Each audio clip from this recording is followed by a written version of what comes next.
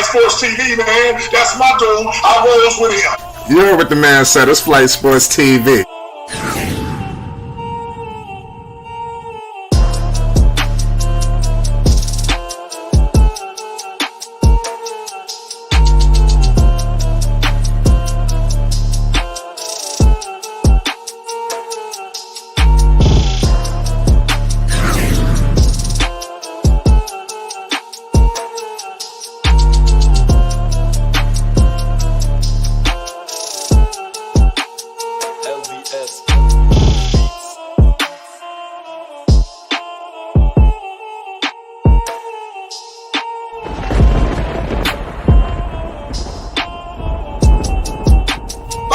Flight Sports TV, that's where it's at. Flight Sports TV.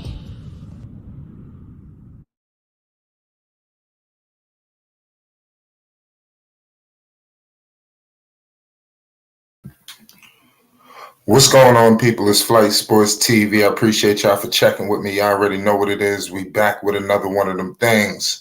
Listen, this is going to be an epic situation, y'all.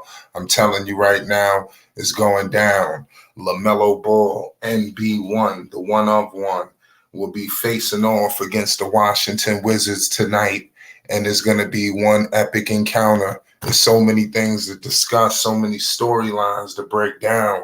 Will be going on for a while. You know, this is the pregame show, ladies and gentlemen. We're going to get you prepared, prepped, and everything that you need to know involving this game before tip-off. You know, we are moments away from tip-off. We ain't nothing but less than about a half hour. You know, so this is definitely an epic time to discuss with the people tonight, engage everyone's excitement for this basketball game for Lamelo Ball. Listen, there's so many things. Also, my man Brandon Miller. We got to get word on him. Brandon, hopefully we get a Brandon Miller sighting. These are two young teams, pretty much with the same exact aspirations this season, looking to do just about the same exact thing. Now it's going to be interesting to see if they can get the job done. The Charlotte Hornets will be hovering around trying to make it into the postseason. The Wizards, they just acquired, you know, they just paired two NBA champions together. You know, you got Jordan Poole, you know, you have you have Kyle Kuzma. That's going to be a formidable duo. You know, two guys with two big chips on their shoulder. They're going to be looking to steamroll themselves. They got playoffs on their mind too. I know that Washington ain't getting covered enough. I know that Washington people ain't really checking for them. Nobody's concerned what they got going on, but they have something going on, y'all, and we must monitor it until we see it into fruition. We could be looking at a situation at a playing scenario right here. We could be looking at two young teams battling out for the future. I'm telling you, Washington doesn't sign Kuzma, and this is the foundation. Now, Charlotte, you see the foundation. Lamelo, they've re-signed P.J. Washington. We don't know what in the world is going to happen with Miles Bridges. You have the situation with Mark Williams. He's improving game in and game out. I'm expecting big things from him as well. This is just going to be a sensational performance by all of these guys. The Charlotte Hornets are thoroughly motivated. I love the energy coming from Steve Clifford. Steve Clifford is earning his stripes, ladies and gentlemen, for Queen City. I've gained so much respect for this guy as a head coach. Now, I know the things that he can do. This man was brought in to get them to the postseason. We know he's a defensive-minded coach. You know, at the very least, he's going to get you to the playoffs, you know, and I can't really say anything negative. When's the last time we could say that we can't really say much about the coach? You know, we going to the days of Borrego. You know, there's no punching bag for the coach. Clifford ain't did nothing yet. But this season, Steve Clifford will get the red carpet has been rolled out. Last year, the red carpet was out. He pretty much had anything goes kind of season. This year is expectations that he will have to meet. Also, you got new ownership. So all of this is going to benefit Charlotte because they know damn well they better win. If not, they're getting up out of here. Shout out to Super Team VIP. Shout out to Phantoms. Shout out to everybody that's in the building and in the chat. Put your picks down right now, who you have between the Charlotte Hornets and the Washington Wizards. This is an epic encounter between two young teams that I believe will be battling it out for years to come. Now, back to Brandon Miller. Brandon Miller is a guy that a lot of people, are clamoring to really dominate. The Charlotte Hornets don't select this pick and expect it to just go down the drain. Brandon Miller has to deliver the goods for this basketball team. Tonight, I believe, is the night for Brandon Miller for us to get a sighting. I was looking at his pregame. His energy looks high. He doesn't look low or at anything like that. And to be honest with you, he's just missing shots. I'm gonna keep it 100 with you. Brandon Miller is if you evaluate Brandon Miller's game, just looking at it, you understand. You see clearly he's blown by defenders. The step back is clean. He's getting open. He's creating separation for himself. He could put it on the floor. He can attack the basket. The problem is his shots are not falling. That's the issue. If that's the case, we just need the shots to fall. I'm expecting Brandon Miller. I would advise him, if I'm the coaching staff, I will expect Brandon Miller to take it inside, then work himself on the outside. Too much with Brandon Miller is chuck shots, shooting, this, that, and the third. Brandon Miller got to start to mix it up. Get to the free throw line. I guarantee you, Brandon Miller attacking the basket early. He need to start. That need to be numero uno for Brandon Miller. We already seen coming in the game, launching three balls. Slow that down. You start from the inside out. You understand? Get to the free throw line, and I'm telling you, the more and more he see the ball go through the hole, I guarantee you that three balls start to drop. Because that's the issue for Brandon Miller. He's just missing shots. It's like he ice cold, icy out there for real. He can't make a goddamn thing. So I hope that's the change that's implemented. And I'm going to be evaluating early when he does get in the game. We all know that Gordon Hayward is playing ahead of him, and damn well he should be. Right now, you can't tell me that Brandon Miller should be starting over Gordon Hayward right now. You can't tell me that. Gordon, you know what you're going to get from Gordon. You might be upset about the contract. You might be upset about this. You might be upset about that. But you know exactly what to expect from Hayward. Hayward has been a consummate professional. Despite the injury, we all know this man was a superstar up there in Salt Lake City. He came here, he went to Boston. It didn't work out. He got hurt there, and then he never put the wheels back on the tracks. Now he comes to Charlotte where the pressure wasn't championship or bust. It wasn't all this and that. He was able to really get himself acclimated, and he closed the season fairly well. I was very impressed with the performance from Hayward last season to close. And like I said, I hope that they're mentoring him. I hope guys like Hayward is trying to give this guy some game, knowing that he is the eventual successor. Whether it's the 2 or the 3, I would love to see Brandon Miller be the new 2 guard of this basketball team. Also, it's not all peaches and cream. We have a situation, dealing with the emergence of Frank Ntilikina. And I'm advising all Hornets fans, all people that's rocking with the Charlotte Hornets and Lamelo Ball MB 1-to-1-off-1. We must be very concerned. Frank Ntilikina, like I said, this guy has the potential to just completely wreck the whole situation out there. And I guarantee you that will most inevitably happen if this stuff continues, man. This is truly sad. I really can't put into words, the Frank Ntilikina situation, but it is what it is. If we look back at the way Lamelo was playing, Lamelo was definitely solid in that game that he played this past preseason game. He didn't play the fourth quarter. Let's see how Steve Clifford uses Lamelo. Does he ramp it up slightly, just a little bit? You playing the Wizards. This could be a game where you turn it on. Also on the Washington side, I want to see what they look like. I want to see what that team. A lot of people in the DC area is excited. They feeling optimistic.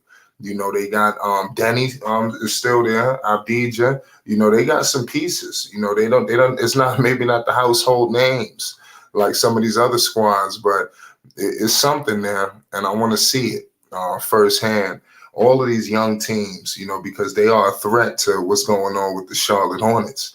When you're looking at Orlando, they retooling, they look good. Paolo is all right, maybe a little bit more than that. You look at Detroit and the situations happening out there. Charlotte better make sure they get themselves together and prepared for those teams, because they are gunning for Charlotte's spot. They are all looking to get and occupy these playoff positions. And in the loaded Eastern Conference, it ain't going to be no cakewalk in there. It's going to be hell on earth, to get into the playoffs. But Charlotte is up for the task. I believe everybody that is on board, and that is the mission. Mitch Kupchak said that they're going to win this year. Him and Lamelo, said that basically during the press conference when they signed them. You've seen it, behind the scenes footage. And I believe that is the mission for Lamelo. And I think that Melo is going to validate his superstar. I believe if he's healthy, he's going to make the All-Star team. He's one of the most electrifying guards, in the NBA. And maybe he doesn't see, that's the thing.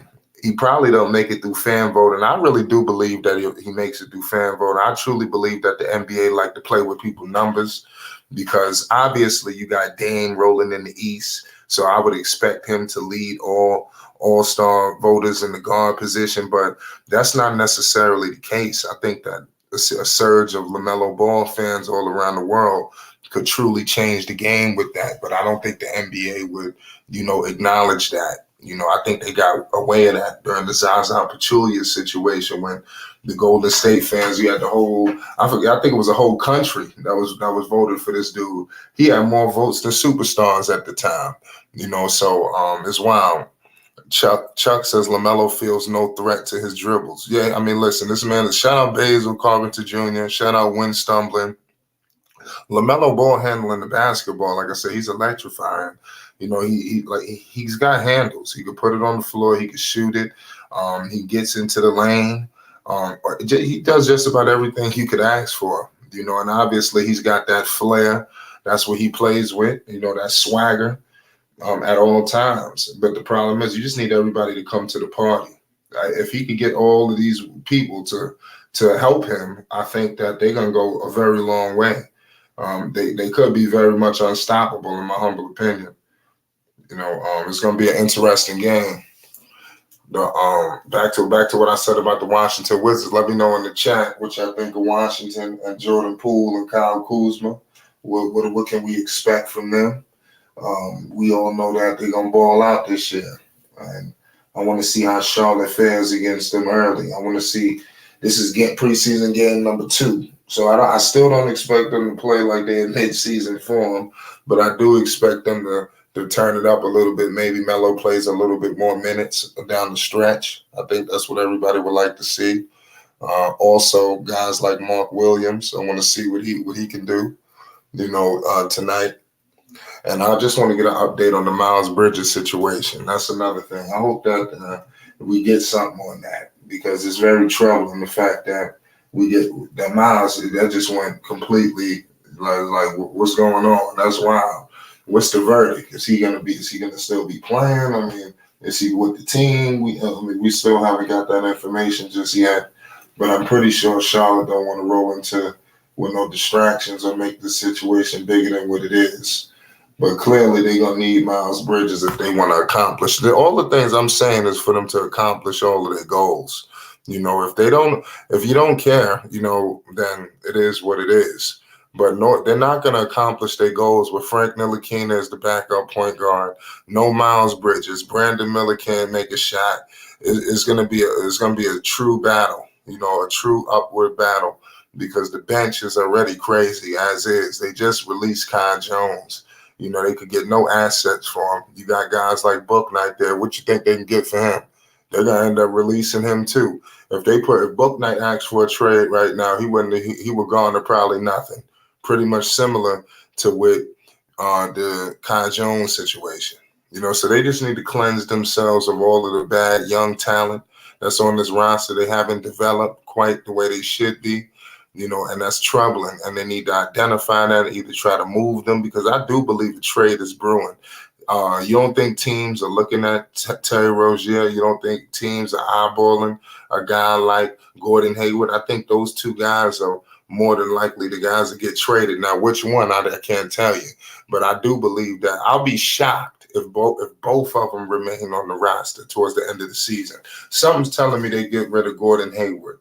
For whatever reason, I think Terry and Melo have an unbelievable relationship. And I think for them to move Terry, I think they have to really be getting something exceptional back, for Melo to be pleased with that. Because you can't just let Terry go and bring back nothing. You got to make sure that, everything is on point. Salute to Slim in the chat. Says, I mentioned accomplishing goals to who I report this. Shout out to everybody in the chat, man. Like I said, they're going to be okay. Steve Clifford knows what to do. We got to just trust in Steve Clifford, that he can figure all of this stuff out and get them to the postseason. But I do want to see how they fare game 1 against the Atlanta Hawks. I think that's going to tell me a lot. Obviously, here in the preseason is cool, but I really don't know what's up until the end, because Brandon Miller could very well catch fire, to close out the preseason like he's done on numerous occasions. I remind the people who got selective amnesia, Brandon Miller, this man struggled in the preseason. He started to pick up the play. I'm not going to say he was dominating, the close, but he started picking things up. I expect the same thing here. And for Brandon Miller to roll into the season in rhythm, getting accustomed to NBA play, because this is what it's all about. Now you're on the floor with these guys. We still haven't seen him on the floor with Melo. We want to see that. And I think a lot of things could change for his fortune. We're going to break it all down. Listen, I got my man All Access with me. Dex, what's good? It's the pregame, it's preseason basketball, Lamelo Ball, MB1. What's good? Well, Dex having some technical difficulties. He'll be with us shortly.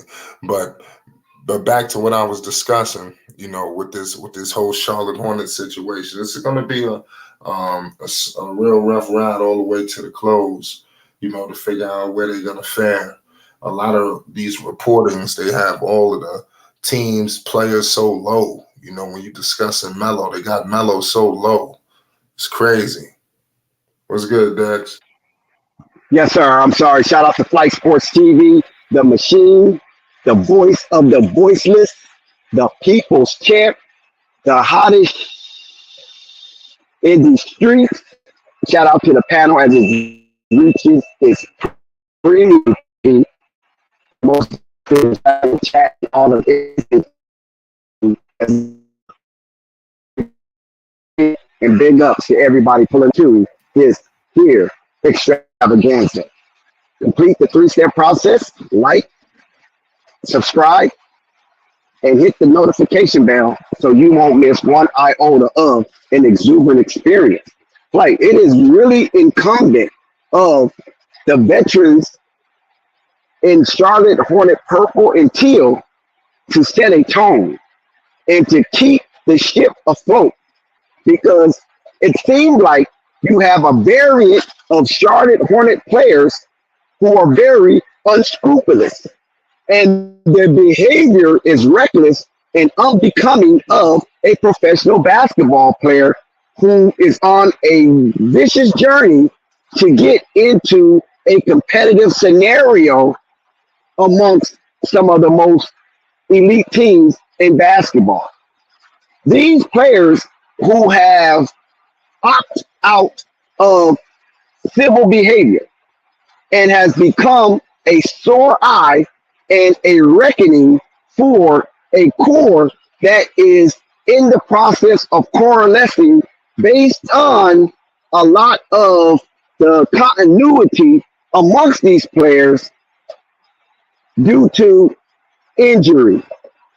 And now that they are all healthy and have pledged to be visibly competitive, and at the same time allow Lamelo Ball to be that showstopper that all NBA fans is waiting to see.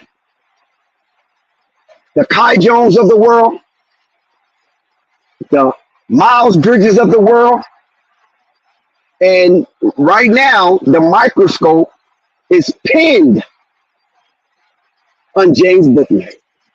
Will James Bouknight follow suit?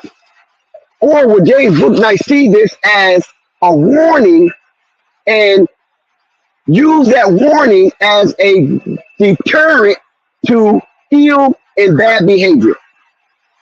And this could be a turning point for James Bouknight, somewhat as an epiphany, to see players that he came into the draft with and players that he saw moving Charlotte in the right direction with vigor and tenaciousness prior to their off-court antics. So hopefully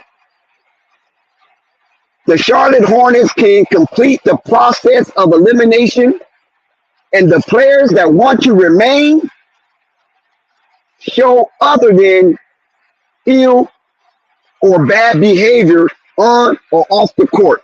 Because right now, Miles Bridges has put the Charlotte Hornets in peril. Because, excuse me, that talent of Miles Bridges was definitely needed.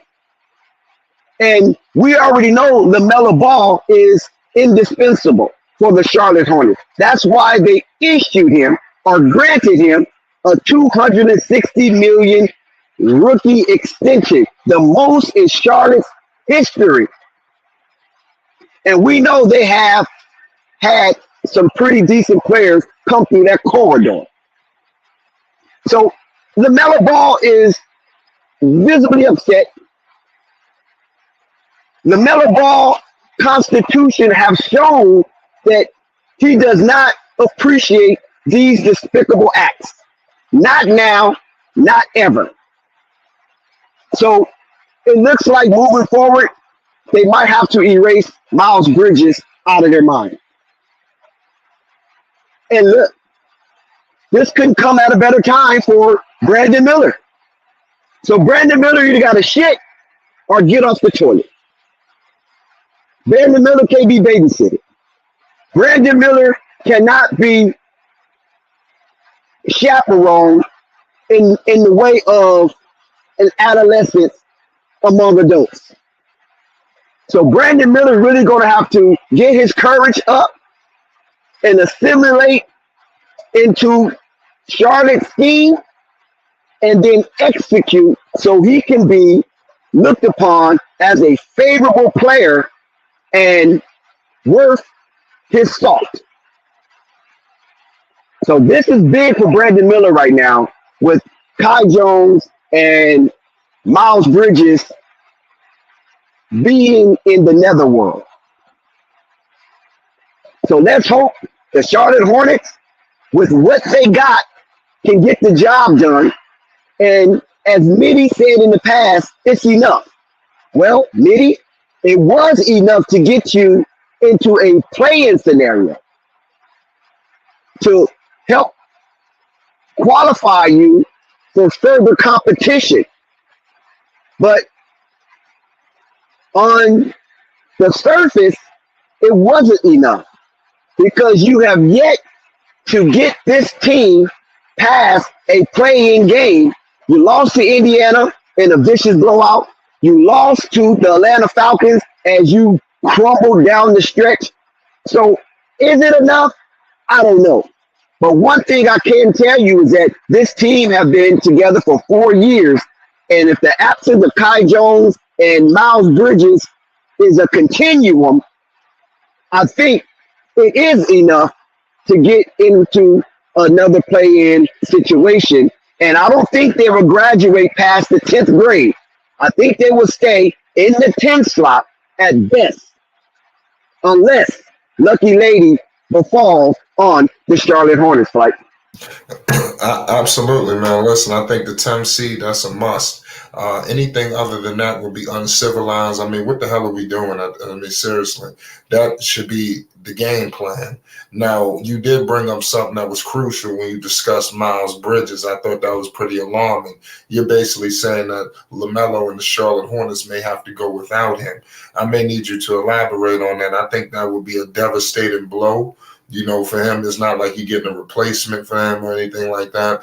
I mean, do you trade him? Do you release? I mean, seriously, what happens? You know what I mean? I really don't know yet. Hopefully, I just hope that they do their due diligence and this is all get wiped under the bridge and we find out this is one big misunderstanding. But a future without Miles Bridges, I think we could be doomed. What do you mean by they're gonna have to go about without him, and what does that look like? I don't know, Dex, if you can hear me, but let me know when you get a chance. Oh, I'm sorry, Slide. I'm sorry. I got you now. I had it on mute. My bad. Can you hear me now? Mic check. Yeah. Okay. It has been noted, Flight, from aspect of the executive board of the Charlotte Hornets, 50% of the governorship of the voice of Charlotte Hornets, that Miles Bridges is given a second chance. And there's nothing wrong with giving somebody a second chance because America is based and built on second chance activity. The founding fathers of the United States were given a second chance by coming across the Atlantic Ocean as criminals and convicted felons, jail mates, and established the initiation of the colonies to eventually become United States of America. So we know that second chance can give you a first impression. But Miles Bridges' second chance, if all this stands to be true, have sullied not only the reputation of Miles Bridges, but the reputation of those who vouched for Miles Bridges and presented Miles Bridges as a second chance opportunity to make millions of dollars. A lot of us don't have that opportunity in our second chance. We have a second chance opportunity to gain minimum wage or barely pass minimum wage. So this is a rare opportunity given to Miles Bridges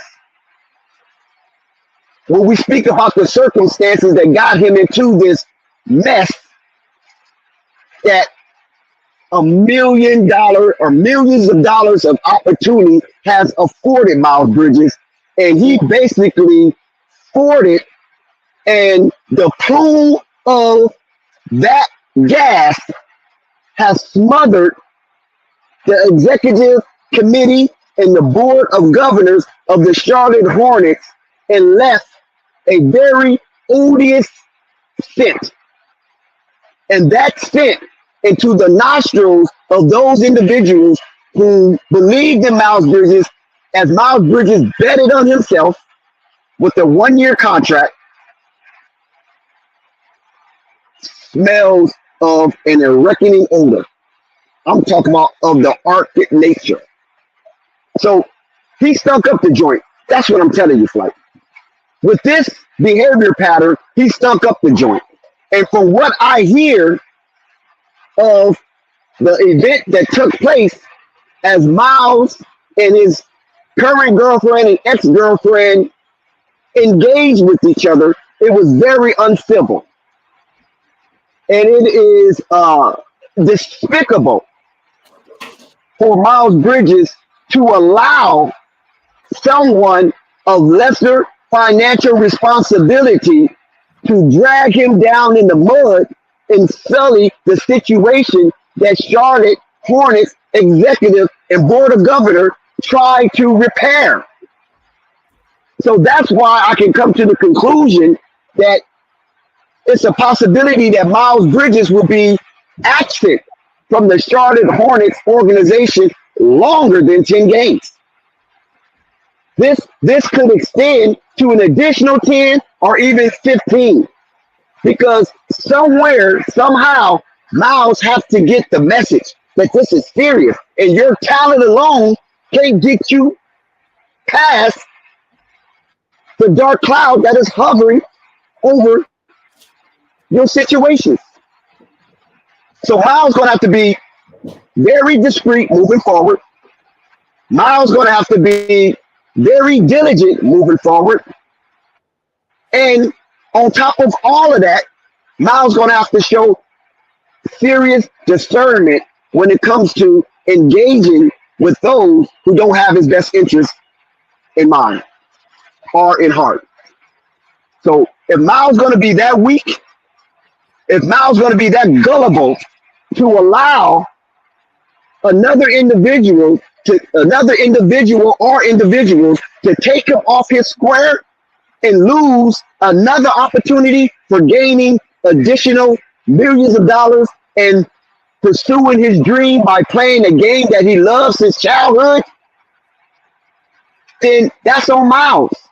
You can't fault nobody else. You know the old saying, first time on you, second time on me. And this is not the first time. Like, Absolutely, it sure is not. I hope that he get this situation rectified. We are moments away from the game, ladies and gentlemen. Buckle up. We got Lamelo Ball, MB1, the one of one, taking on the Washington Wizards. We got a lot of things to break down. This is the pregame. Just stay tuned. We got Purple Baby in the building. Purple, what's good? You see what's going on? What's up? Oh, well, Purple was just here. Well, listen. We got a lot of things going on. We are moments away from the game. Shout out Slim Cahoot. Shout out Eric. Shout out Chuck. Salute to everybody in the chat. If you didn't stumble to this place, if you knew, let your presence be felt. You already know what it is. I want to thank y'all for tuning in. Y'all just stumbled to the right place. Buckle up. Get ready for the game. I'm very excited for this matchup here. This is going to be crazy. But back to the Miles dynamic, I think this is very troubling. I hope that they rectify the situation. That's all I can really say, at this point. I think you can't make none of this stuff up. Shout out Tay. Salute to everybody in the chat. You really can't make any of this stuff up, but it's truly sad that this occurred, because he was saying everything was looking like everything was moving in the right direction, and we was putting this behind us.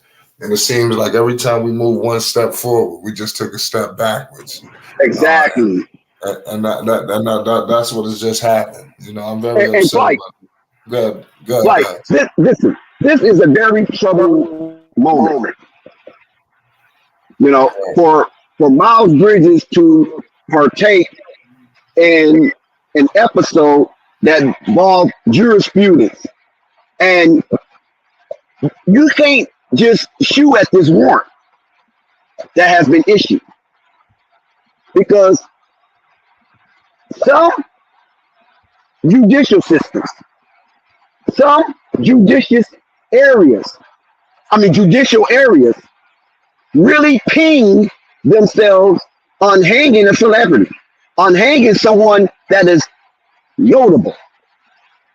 And hopefully this is not the case. Hopefully that the prosecutor involved and the judge presiding over this issue involved understands the magnitude of Miles moving forward and being able to alleviate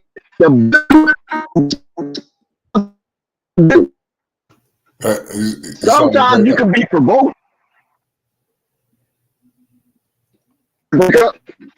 You're starting to break up. Hold on. Mic check. Yeah, you good. Mic check. Yeah, go ahead. Okay. Yeah, because sometimes you can be provoked. Hang on. But even if that's the case, I'm still breaking up. No, you good. Go ahead. You gotta talk to me. You good. You good. Oh, okay. Yeah. Because sometimes, even if you are provoked in these situations, especially dealing with emotionally charged people who you once had a connection with, you still have to show discernment because you know that you're the breadwinner of that situation. And what I'm calling a situation, meaning where there are children involved. You know you're the breadwinner. So you can't play tough guy in front of the kids, in front of the children, because you know you have to maintain financial stability in order for them to have a easier and most likely a productive life without the stress and strife of the average citizen in the United States of America. So that has to be keen and foremost on your brain. So this is why I said earlier, Flight, that it is obvious that Miles Bridges' elevator don't reach to the top. Doesn't reach to the top. Absolutely. Because you already was in a situation, you played no contest, so that basically puts you as a convict of that situation, and then you continue to act in aberrant behavior based on the skimmish opportunity you have to continue your love of basketball. Really? So basketball, professional basketball, or the NBA in particular, is not your priority. Being a member of the Charlotte Hornets, playing next to Lamelo Ball, a young phenom, sensational, and great humanitarian, you don't want to play next to that? Don't you know playing next to Lamelo Ball, your commodity instantly rise. Your stock grows just playing next to Lamelo Ball. Because the mindset of Lamelo Ball is going to make sure you get what you deserve when you're on that court. Lamelo Ball acquiesced to the pressure and the critiques of him having ankle issues, and he agreed to protect that situation because he knows he is the prize commodity for the Charlotte Hornets. And for them to invest a whopping $260 million, he had to show discernment and care for him as a commodity for the Charlotte Hornets and able to have a long career. So he had to take necessary steps to prevent other ankle injuries that might occur if he doesn't wear these braces. So he's packing on extra equipment on this parquet floor, and Miles Bridges is only asked to behave. That's it. Just behave. Wow. Good. And you are watching Lamelo Ball. You have witnessed Lamelo Ball receive $260 million. And you can't behave? You can't behave for 6 months? You can't behave for 6 months out of the fucking year in order to keep that situation with continuity because you guys have played together for 3 seasons? You can't behave? Really, my man? Really, my guy? Come on, man. That's absurd that you would risk it for someone who is a live-in girlfriend, who is a child's mother that don't have the ability currently to bring in the type of paper you bring in. So if you fall by the wayside, who's going to bring in that kind of money to keep your children in private school? Who's going to bring in the money to keep your children eating the best nutrient of foods that you can afford? They don't have to eat McDonald's. They don't have to eat any fast food. You can afford to give them the best of food, monitor their nutritional value, and help them learn about the world and all kind of things that you probably wasn't afforded when you was growing up in Flint, Michigan, Miles. Hell, your water. Maybe this might be the effect of Flint water because he is a child of Flint water now. Let's not get it mistaken. Miles Bridges is a child of Flint water. We know that water was contaminated. So, is this an issue? Then you need to sue the city of Flint. You need to sue the Michigan government if you feel that this water have adversely affected your faculty to think like a normal human being. Because if you are sober and this situation arises, I would say 80% of people, I'm talking about sober now. I ain't talking about no weed head, no lean head, no PCP head, no pill head. None of that Schedule 2 narcotic head, even if it was prescribed by the pharmacy. Look, Dex, If you were, I'm sorry, Dex. I want to get the starting lineups. We got Brandon Miller, PJ Washington. We got Mark Williams, Lamelo Ball, NB1, the one of one, and we got Scary Terry Rozier is about to go down. Starting lineups are coming through. Shout out Purple Baby in the building. We definitely want to get Purple in here for the pregame. Purple, what's good? Hello. What's going on? What's your thoughts on this situation? You know, Dex laid a huge outline. Also, what's your thoughts on this game? Let me know your predictions.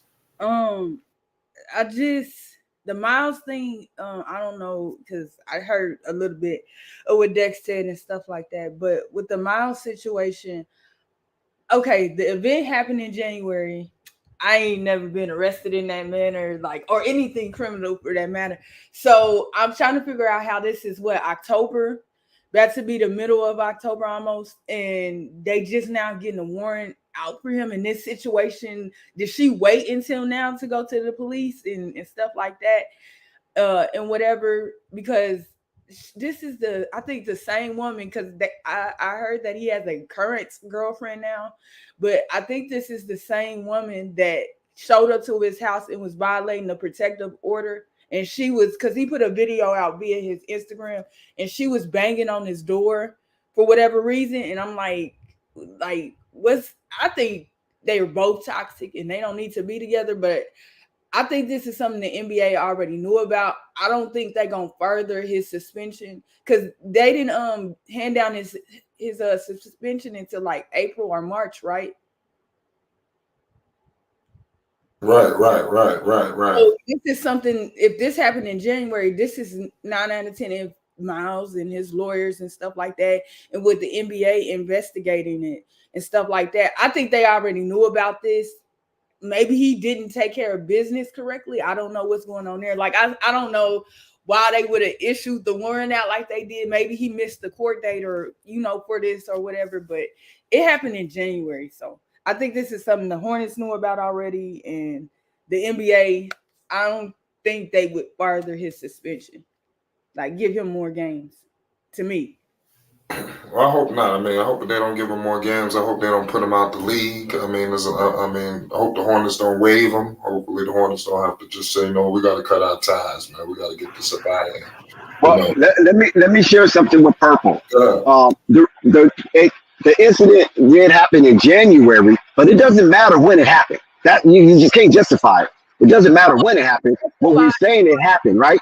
And the reason why the media got hold to it now because Miles Bridges has basically evaded the situation and where he couldn't be served because that type of warrant you have to serve it in person. So they finally got up to him and served him his warrant, and now they can publicize it, even though the warrant was issued. But he hadn't touched it in hand. No, I wasn't excusing him, Dex. I just, because I was immediately when I seen the story came out, I was like, okay, when did this happen? He messing up already. And then from what I read and stuff like that, and I seen, they said it was back in January of this year. And I'm like, but the NBA handed his stuff down, his suspension and whatever else down. It was more than 10 games. I forgot the total amount of games, but he was just supposed to be suspended for the first 10 games of this year. That's all I was saying. I wasn't trying to excuse it. but it's something they already knew about. Right, absolutely. We are moments away from tip-off, ladies and gentlemen. The Washington Wizards, they start their journey without their superstar. We all caught up with the situation going on with the Portland Trailblazers, but the Wizards also are a man down. They lost Bradley Beal. He was the franchise's cornerstone. And now it's time for a new journey for this team. And it's going to be interesting to see how they figure this whole situation out. I'm going to be evaluating them all season long. LaMelo Ball is back, y'all. Like I said, put your picks down in the chat. We are moments away. I'm sorry, Frank. Let me also give up. This eluded me. Yeah, Purple Baby. There's also another incident as well that happened this month, and that is another issue that is pending on Miles Bridges, that he went over to her crib. So now I don't know if he did anything crazy, but he went over to her crib, and that's still a violation of the protective order that was issued based on the DB. Well, shout out to the Pope, shout out to the Chief Bartrand. Listen, LaMelo Ball, NB1, the 1-of-1 has the basketball. Right now, you got PJ Washington launching the three from the top of the key and is off. You got Tyus Jones with the ball right now. Jordan Poole, Kuzma, Colabelli, and Gafford is in the game right now for the Wizards. You got Kyle Kuzma with the rock as we speak, kicks it out to his running mate, Jordan Poole. Screen and roll with Gafford to Tyrus.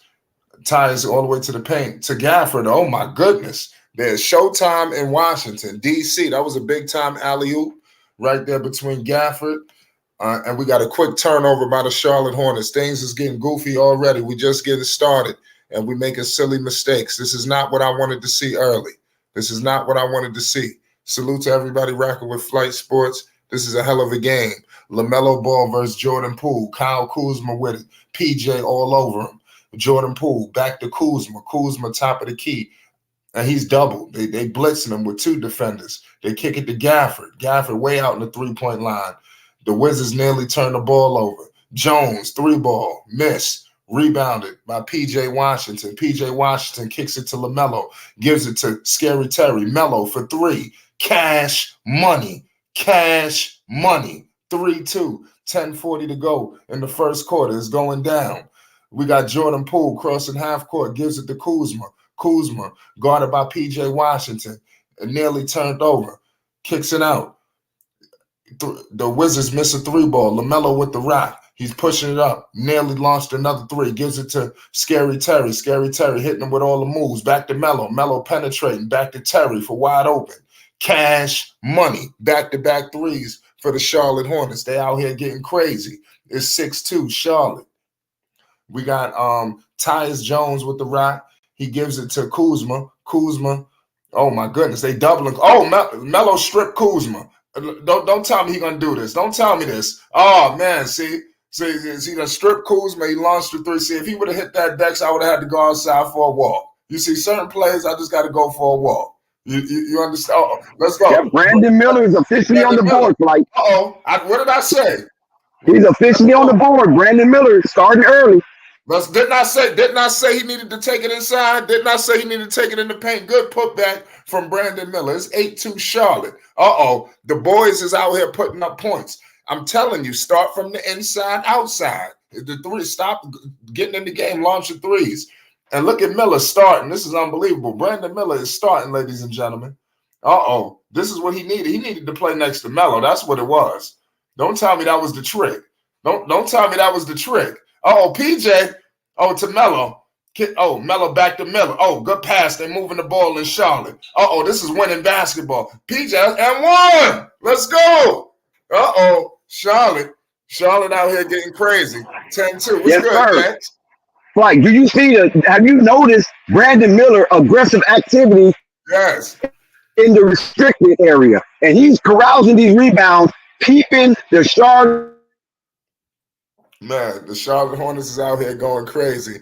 Brandon Miller is definitely like very, very beautiful ball. Yep. PJ with a big time and one is 11-2. Charlotte putting pressure on the Washington Wizards early. Wizards looking hapless right now. Tyus Jones gives it to Colliberry. Back to Jones. Melo is defending. You talking about a steal, a block? Oh my goodness. Yes. Oh my goodness. Oh Miller. We're gonna be paying the utmost homage. Didn't I tell the people Miller had to start from the inside out? The man done put a shot. This guy just had a putback. Now he done hit a three. Don't tell me the trick was him playing alongside Melo Dex. Don't tell me that was the trick.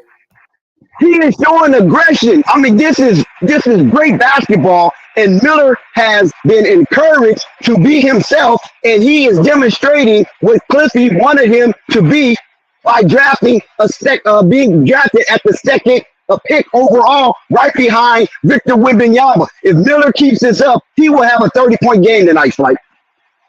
Listen, you goddamn right. Listen, Brandon Miller ain't fooling around. Listen, Melo is there. And Melo trying to feed him. Melo could have shot that three. He was wide open. He moved the ball, and it kind of got clumsy a little bit, but it ended up leading to an and one by PJ. But I like the way the ball moved. Melo had it, dumped it. Miller looked like he didn't know what to do with it, though. But go ahead. I told you the swagger is there, but go ahead, Dex. Listen, we talked about this earlier in the prelude video to this stream, that LaMelo Ball is going to feed the appetites of those who deserve to be fed. So he's watching Brandon Miller being aggressive in that restricted area, and then when it comes on the offensive end, he is making sure Miller touched that ball. Whereas in past, in other remnants of the Charlotte Hornets, they let everybody else hustle, but then they want to be the one shooting the ball. They will not reward the hustler, and then that in itself will deteriorate their energy to continue hustle on the defensive end and carousing rebounds and things of that nature. Melo is not that type. Melo is a winning player, and he's going to recognize all the Charlie hustles every single play, and he will reward them, like. Man, listen, man, they're going to be paying homage tonight. There's going to be a lot of homage paying tonight. People going to be walking down the aisle, paying the utmost homage. I'm expecting 20 plus. Call me crazy, Dex. I think I'm hearing something from upstairs. I'm expecting 20 points, man, from Melo. Not from Melo, from my man Miller, because he's playing with Melo.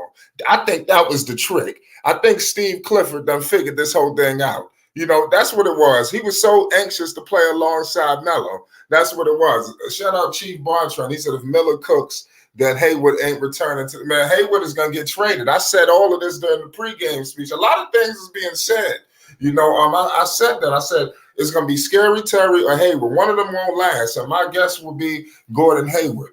And I didn't expect them to start Miller tonight. I was shocked. We coming back from break. We got Gafford out there. I didn't even know he got hops. That dude almost teared the house down. USC, baby. USC, University of South Central. Yeah, I got to do my homework. I know about Gafford, though, but I mean, he all right. I want to see the pieces these two guys playing with. We back with it. Kuzma with the rock. Pardon me. Jordan Poole, NBA champion. We got Terry on him. Melo is on Tyus Jones. Melo is guarding him off ball heavy. I love the defensive pressure coming from Melo. We talking a block, a steal. His off ball pressure is there. Melo with a rebound. He's pushing the rock right now as we speak. Crossing. Oh my good. Oh damn! Come on, Mark Williams. Melo didn't like that. Melo trying to tell Mark Williams, you got to get that goddamn ball. What the hell is your problem? You better get ready for this dude Clifford. He upset. Come on, Williams. You know that pass was there. We got Tyus Jones crossing half court. Melo there. Kuzma. He kicks it out to Colliberry. Colliberry shoots a mid-range, and he scores it. We got a 10-point game, 14-4, 8 minutes to go in the first quarter. Is it crazy right now? Scary Terry crossing half court, met by Jordan Poole. Scary Terry gives it to Mark Williams. Back to Scary Terry. Terry doubled in the penetration in the paint. Williams to the paint. He could not score it. Gafford, good defense and the rebound. He corralled it. He gives it to Jordan Poole. Jordan Poole, 3-ball, top of the key. Miss. Rebounded by Mark Williams. He gives it to LaMelo Ball. Melo is crossing half court. Guarded by Jones. He's smelling barbecue chicken. Melo on the baseline to Miller. The ball is moving. Oh, my God. P.J. Washington. Good play. He started penetrating, and he was fouled by Colliberry. 14-4. Colliberry must be a rookie. I ain't never heard of this dude. He must have showed out in camp. I made a mistake. It's not University of South Central, it's Arkansas. My bad. Okay. I'm thinking of the wrong player. Let me know if anybody know about this. University of Arkansas Razorbacks. Screen and roll with Terry Rozier and Mark Williams. Terry Rozier in the mid-range, and he scores it. Good play by Scary Terry. The Hornets are balling right now, y'all. 16-4. You can't ask for nothing better than this. Kyle Kuzma with the rock. Gives it to Jones. Screen coming with Tyus Jones. Back to Jones for three. Melo closed out, and he did not make it. Rebounded by Mark Williams. Terry Rozier with it. Dumps it to Melo in the paint, and he scores it. Oh, that was a foul. Melo wanted a foul there. Yo, Melo playing electric right now. The Hornets balling. I like the verse. Oh, Kuzma. Good big time play by Kuzma. I like the way, the versatility offensively on the floor right now for the Charlotte Hornets. It's 18-6. They putting major pressure on the Wizards. We in the middle of a commercial break. This is Craig Dex. What's going on, man? You see what's happening. I'm telling you, Miller playing alongside Melo was the trick bag. What's good, Dex? Yeah, Miller has shown that he can initiate offense by snatching rebounds. He can get physical in the restricted area, and he can use his length as his advantage to keep the Charlotte Hornets offense moving in a forward direction. Like, Listen, I love what I'm seeing from Brandon Miller. This is gonna be an epic game. Charlotte, they running the scoreboard, and the energy is high. That's big time, for the Charlotte Hornets. Like I said, man, look out for Brandon Miller tonight. He started from the inside. That might be what he need to do. I would advise Miller to continue. Don't get trigger happy. Mix it up. Go to the paint, go to the line, and the three ball gonna fall. But I like the way he attacked. It started with that rebound and that putback, and it started with him playing alongside Melo, which it didn't happen. I think that somebody said something. I was wondering what was Clifford thinking, game one, but that's the preseason game one. I told you, we still don't know the rotations just yet. I hope Frank Ntilikina is not the first guard off the bench, because I'm be frightened, but I want to see how he handles the bench. What do you think about this? Well, I think the thing of it is that Gordon Hayward might have the day off because back-to-back preseason games, to some degree. And so he probably is having the day off. And by him having the day off, Brandon Miller has been inserted into the starting lineup. I wouldn't really push fast forward on Brandon Miller being the starter until Gordon Hayward or Terry Rozier is off the roster. Okay. I mean, I can understand that. Let's see what the Charlotte Hornets do. I like the way Terry, I think him and Melo, they play well alongside each other, but I would love to see him with a bigger guard. Hopefully, like I said, Miller is the successor to a guy like Terry, in my opinion. I don't think none of these guys fit the timeline, Terry or Hayward. They need to be somewhere else, but I mean, it is what it is. Let's hope. I want to see the Hornets, versatile at all different positions. That's why I'm saying that. That's why I want him to replace Terry. We all know what's going on with Kyle Kuzma. Kuzma is a ball player. Look out for the Washington Wizards. They could still spark and come out here and make this a game. So we got to be very concerned. The game is not over yet. It's actually just getting started. We coming back from commercial break. It's a crazy situation right now. It's 18-6, 6:50 to go in the first quarter. Great game going so far. PJ Washington with the ball, and is that Frank Ntilikina? Yeah, yes it is. Frank Ntilikina is in the game. Lord have mercy. Oh man, he's replacing Lamelo. He the sixth man, y'all. We see. Wow, watch everything just start fucking up, man. We got Kuzma with the rock. Watch the Wizards mess around, go on the run. Look. Well, watch everything just start falling apart. It's 18-6, 6:25 to go in the first quarter. Jordan Poole with it, and you got Frank Ntilikina on the floor, y'all. So we talking about a major drop-off from you talking Lamelo to Frank Ntilikina. I mean, this is the best the Charlotte Hornets could do for the backup point guard position. This is horrid. This is what they put on the floor. Okay, let's go with it. We got Tyus Jones. He dumps it out to Jordan Poole. Man, that was a fly. Did he just do a Frank foul? Oh my God, told you. Yeah, Frank got 2 consecutive fouls. Back-to-back fouls. Yeah, back-to-back fouls is entering the Oh game. my Got goodness. back-to-back fouls. Like, See what I'm not a talking good about? thing. You see? I mean, dude, I know this guy Frank Ntilikina more than anybody. I'm telling you. And I think I just told you, as soon as he come in the game, everything gonna fall apart, and you seeing in, it happen. The in Wizards gonna flight, let Smart go on the run. in What? flight, if I'm not mistaken, somebody said, I don't know if it was Big Al, but somebody said Frankie was there for defensive purposes. Oh my! I told you, this dude can't defend anybody. Like I said, he's the perfect example of what Russell Westbrook told to Patrick Beverly. He just gave up 3 free throws. Like, this is elementary. You understand? Like, this is crazy. You know, like wow. And this guy, you got this dude laughing. And I ain't gonna lie, he flopped too though. But you still got to be smart. And this dude is a veteran. He missed one of the free throws. We have Scary Terry Rozier with the Rock right now, crossing half court, met by Jordan Poole. Terry Rozier shaking and baking, kicks it out to PJ Washington. PJ gives it to Mark Williams, and he was nearly fouled, but Gafford strips him, and is 18-8 right now. 6:07 to go in the first quarter. Unbelievable game going so far. We got Brandon Miller. Brandon Miller inbounding, gives it to Frank Ntilikina, dumps it to Mark Williams, back to Frank. Frank Ntilikina, free throw line jumper, Brick City. He out here making plays, y'all. We got Collarberry out there, kicks it to Kuzma all the way to the cup on Frank. Another foul. What was that? What happened? Was that out of bounds? Okay. Yeah, Kuzma lost the ball. Okay. 18-8. Charlotte is up 10. It's Terry Rozier crossing half court screen with Mark Williams back to Frank Ntilikina gives it to Terry Rozier. That was nearly a miscommunication. PJ Washington all the way to the cup and he scores it. 28. Charlotte is putting the heat on him right now, y'all. Collarberry crossing half court, met by Brandon. He's saucing Brandon Miller right now, but they double Collarberry. They dump it out to Jones, back to Kuz. Kuz all the way to the cup, and he was fouled. Kyle Kuzma is fouled.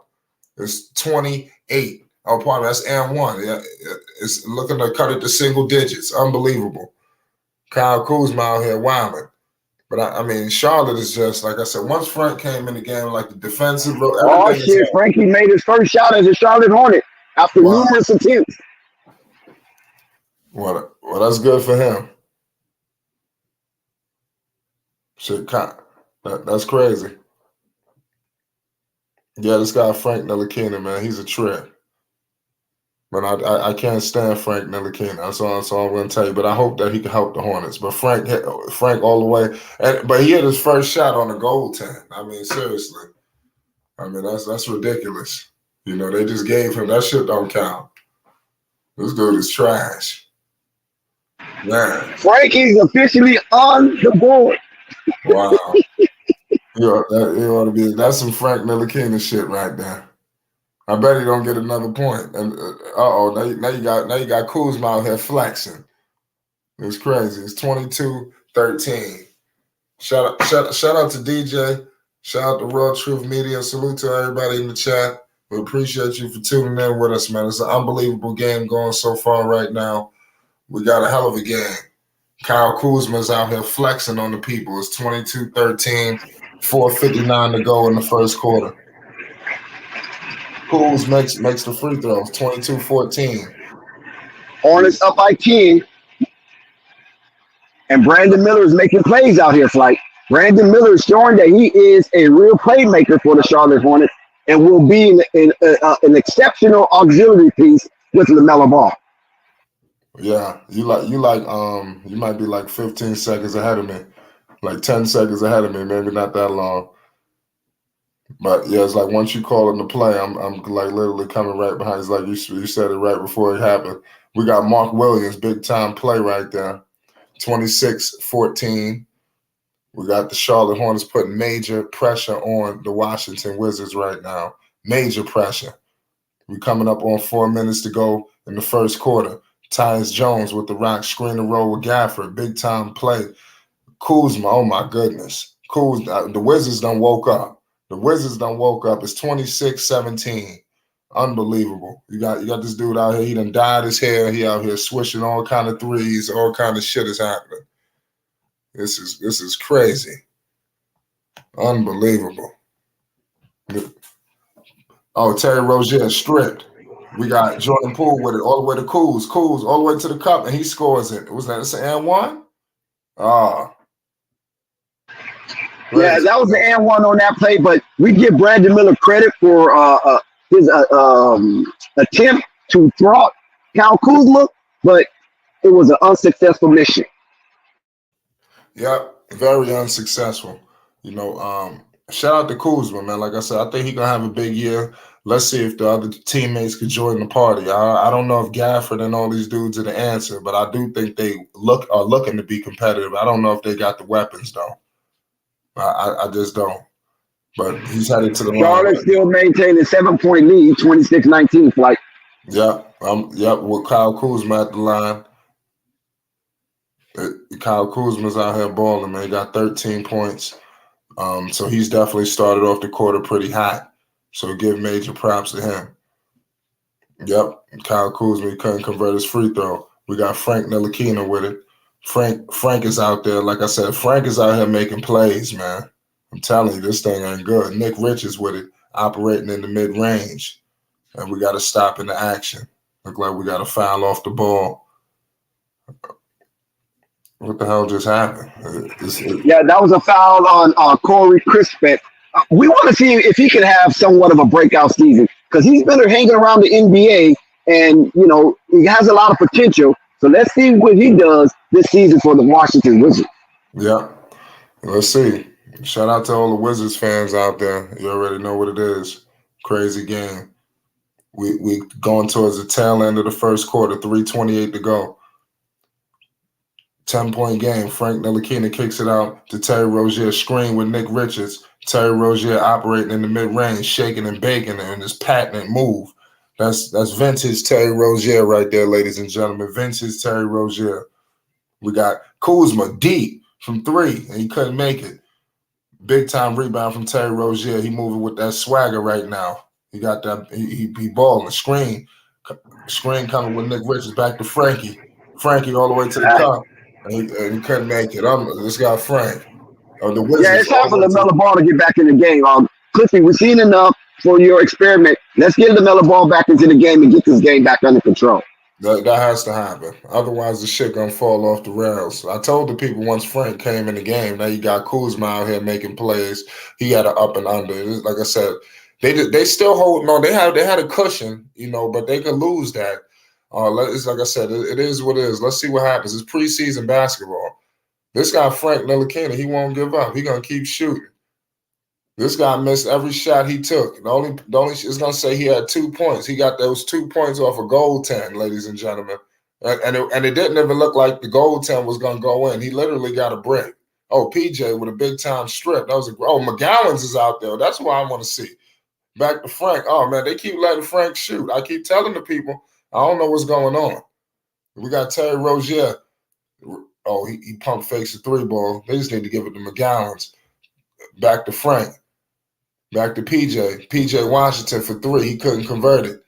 Crispin with the rock right now. He dumps it off to number 55. Forgive me for some of these dudes on the Wizards. They trotting out a lot of crazy dudes out there. It's Crispin all the way in the paint. Big time and one. It's 28-20. The Washington Wizards are trying to scratch and claw their way back into this basketball game. Now it's going to be up to the Charlotte Hornets that they're going to let that happen. But like I said, the rotations is kind of crazy. I think if we was in the regular season, we may have seen Melo back in the game. Go ahead, yeah, Lamelo just got come to the score table, so he will be entering the game with JT Thor. Just on point as we call it. Cliffy saw exactly what we seen, and he knew it was time for change. Yeah, I see Melo is in the game right now. Now we're gonna see JT Thor. I think it's our first look at JT Thor. He actually played pretty well last game, so I want to see how he could keep things going. LaMelo Ball with the rock, screen coming with Nick Richards back to McGowan. Oh, McGowan tried to violate this deal. This dude just got blocked by Calaberry, son. Yo, who the fuck is Calaberry? Is he a rookie? Oh, yo, damn. Kyle Kuzma. I'm telling you, they brought Frank Ntilikina in the game, and I told you the Wizards was gonna go on the run. And look what happened. LaMelo Ball with it, guarded by Calaberry. Melo floater. He couldn't convert it to Nick Richards. Nick Richards misses a free throw line jumper. Back to Frank. Frank Ntilikina with it. Frank operating in the mid-range. Back to Melo. Lamelo Ball with it. Lamelo all the way to the cup. Oh, my goodness. Lamelo Ball. Yeah, Lamelo just broke a 6-0 scoring run from the Washington Wizards and put Charlotte up by 7. Yes. We got the fast clock rolling. The Washington Wizards trying to make some plays. They got a little momentum right now. Let's see what happens. Collinberry all the way to the cup. He tried to get a foul. Melo with it, pushing it up with pace. Melo, big time kick out the McGowans, and he couldn't convert. See, these are the kind of plays they have to start making. The McGowans of the world. They got to start making these shots. Terry Rozier can't be the only dude reliable to hit these jumpers. And you know you're in trouble if you're relying on Frank Ntilikina to stretch the floor for you. It's over. You cannot have that. These guys got to make shots, man. McGowan's out here missing shit. It's just crazy. JT Thor makes shots, but I just trust Terry Rozier. He makes those 3 balls in the corner and all that. He just shoots the 3 with a lot of confidence. Nick Richards with the ball right now to McGowan's. McGowan's crossing half court and he couldn't even get a shot off. We at the end of the first quarter. It's a 7-point game, 30-23. Unbelievable. Dex, what's your thoughts on this first quarter? Yeah, well, I like what I've seen from Kyle Kuzma. He only played 10 minutes, 5 for 7, 12 points, shooting at a high clip. And Kyle Kuzma and LaMelo always like to chirp at each other via X or Instagram, or just, back in the day involved in the family, how LaMelo told Kyle Kuzma, I'm your favorite player. But on the other side of the aisle, LaMelo Ball is leading Terry Rozier is leading all scores. LaMelo Ball have 7, but LaMelo Ball only played 6 minutes to Terry 10 minutes, and LaMelo Ball is shooting an 80% clip with his 7 points, with 3 rebounds and 1 assist. So LaMelo Ball hasn't been the main playmaker of this game. We're seeing good playmaking from Brandon Miller. Let's see what happens in the second quarter. Yeah, absolutely. It's crazy. I'm trying to figure out why my shit is kind of slow. I'm on League Pass too. I might try to come through my damn PlayStation. Yeah, it varies at time. We done this so many times. Somebody's faster than the other, but you good though. You know what I'm saying? Charlotte Hornets are up by 7. And what's impressive to me also, Flight, is that the Charlotte Hornets, with this new lineup, absence of Gordon Hayward starting, they hit a 30 ball for the first quarter, a 30-point quarter. That's what you want. That's above average right there on the scoring output for the Charlotte Hornets. Congratulations, as they held Washington Wizards under the average, which is 25 points average a quarter, and Washington Wizards is under that average. So do we give credit to Charlotte's defense, or it's just bad play from the Washington Wizards? I think bad play from the Washington Wizards. If you see the Wizards looking crazy, you see what's going on with the Washington Wizards. It's wild. It's wild what's going on with Washington. They looking just kind of sorry to me, in my opinion. I thought that they would try to take the step, but clearly that's not the case. It looks like it's going to be another uphill battle for the Washington Wizards. But we coming back with the game. I'm gonna see if I can. But I'm like I said, I'm like literally like, once your play happen, I'm literally not too far away from you. But we coming back from commercial break on my end. I'm gonna try to log in and see if I get it faster, a little faster though. But we coming back from commercial break. The Wizards are inbound, and Frank Ntilikina is in the game, and he's picking up the guard. It's 11:45 to go. Crisp it for 3. He missed it. Rebounded by JT Thor. Gives it to Lamelo Ball. Lamelo Ball crossing half court. He's shaking and baking. Melo all in the mid range. Nearly lost it. JT Thor recovers it back to Melo. Screen with Nick Richards. Melo all the way to the cup to Frank. Oh, my goodness. We got Frank step backs. Oh, my goodness. We're in trouble. We got Frank Ntilikina out here with step backs, y'all. Man, y'all don't know what we done found and got ourselves into. We are in a world of trouble. We got Frank Ntilikina being asked to hit step backs. This is sad. I don't think y'all understand the severity of the situation that's going on with Charlotte right now. If this thing roll into the regular season, this is gonna be bad. That's all I can tell you. Well, I don't know if Frank Ntilikina is going to have so much opportunity to display this awful version of basketball. So I don't think it's going to be as bad as you might predict. I expect a little more optimism from the Charlotte Hornets moving forward when the regular season. This is just a shaking right here. And Charlotte is going through the process of elimination, knowing what they got and what they need and knowing what they can discard. Right? Yeah, absolutely. Like I said, it's 32-24 right now. 10:55 to go. We got the Wizards trying to make some plays, and then we got a strip by McGowan's. McGowan's all the way to the cup. Big time play by Bryce McGowan's. 10-point game, 34-24. Big time game. Second quarter is heating up. Crispin, top of the key, all the way to the cup. Nearly lost it. JT Thor fouls Crispin on the side. It looked like he was going to get a clean strip, but it wasn't the case. Good aggressiveness by JT Thor. I like what I'm seeing so far. Yep. 10-point game, everybody. The Wizards with it. They got the rock. The Wizards, they're moving the basketball right now in Washington. The JT Thor, good closeout by JT Thor, and he grabs it. Nick Richards with it. He gives it to Bryce McGowan's. Bryce McGowan's with the rock right now. He's shaking and baking. He gives it to Lamelo Ball, top of the key three. He misses it. Rebounded. The Washington Wizards move. Is that Gallinari? Yeah. Oh, damn. I didn't even know Gallinari on the Wizards. I didn't even know that. Nick Richards with the rock. Lamelo with it. He's slowing down the pace. Lamelo Ball crossing half court. Met by Washington defenders. They tried to strip him. He ended up on the floor. The defender ended up on the floor messing with Melo. Now you got Gallo on Melo, and Gallinari fouls him. He damn near hooks him up because he couldn't stay in front of him, but it wasn't nothing vicious. Crazy game going so far right now. Unbelievable. Melo headed to the free throw line. No, pardon me, not headed to the free throw line. It was the foul was on the floor. Frank Ntilikina inbounding. Frank Ntilikina finds Melo. Melo with it. Nick Richards screen. Lamelo Ball all the way to the cup. Gives it to JT Thor, and he could not convert it. We got Crispin with it. He kicks it out to number 33, and he scored, number 55, and he scores it. Bryce McGowan's with the ball. He's crossing half court.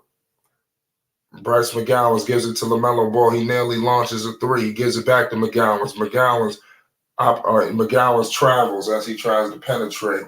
The Washington Wizards have cut it to an 8-point game, 34-26, 9-12 to go in the second quarter. Number 55 put the moves on McGowan's. He got to make sure he defends a little bit better. These are all of the things that these young players must work on, to truly be effective. We got, I'm trying to figure out, we got Gallinari, gives it back to Crispin, and Crispin, he couldn't convert it. JT Thor gets the rebound.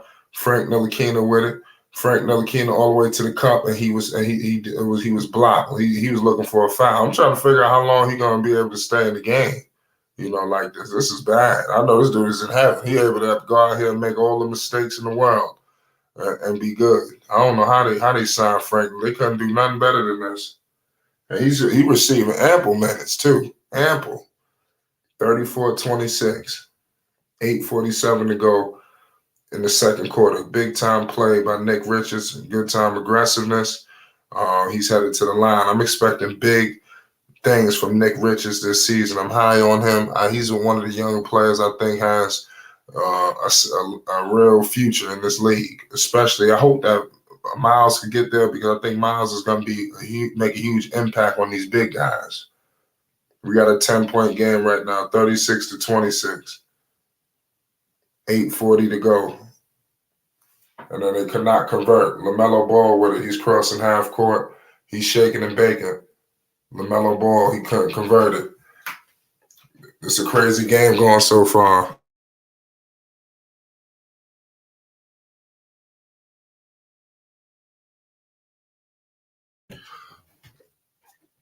Ten-point game, ladies and gentlemen.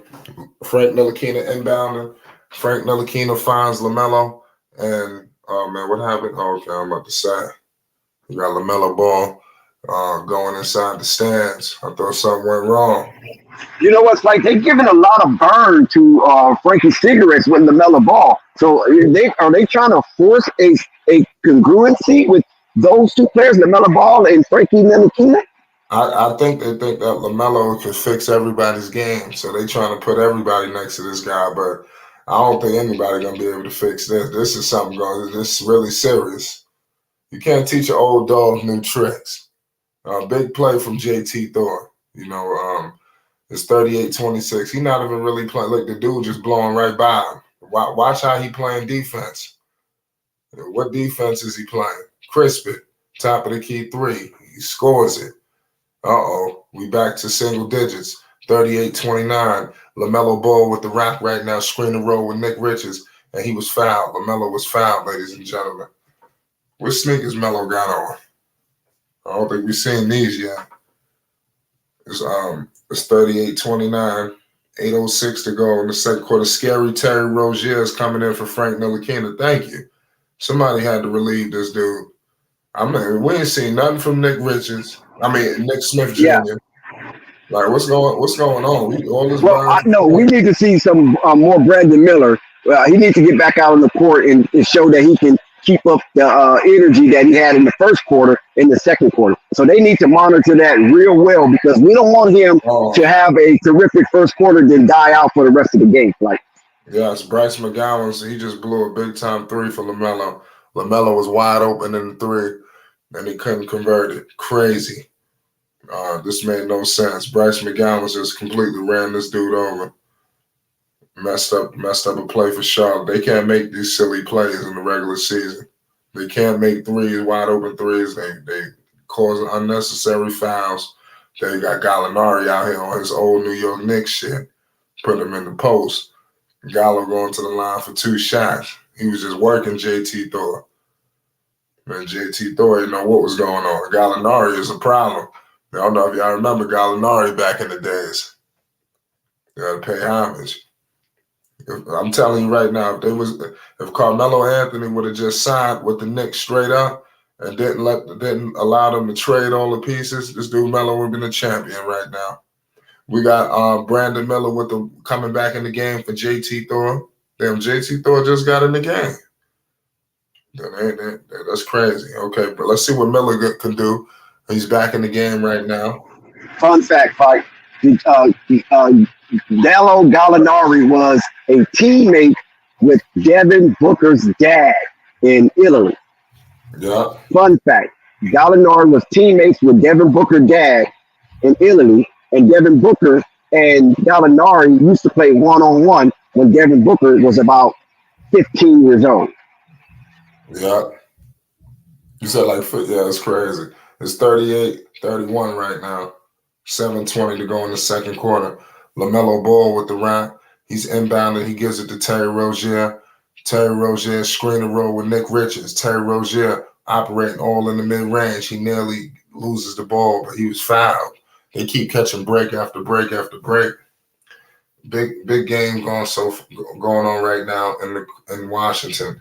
You got Charlotte versus the Washington Wizards in the preseason.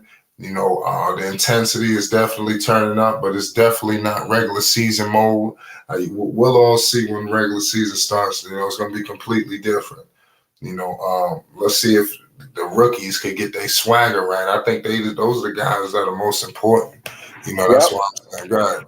And shout out to Big Al in the chat, and shout out to Douglas Fairchild in the chat, and shout out to DJ Walters Media in the chat. Shout out to Pope in the chat.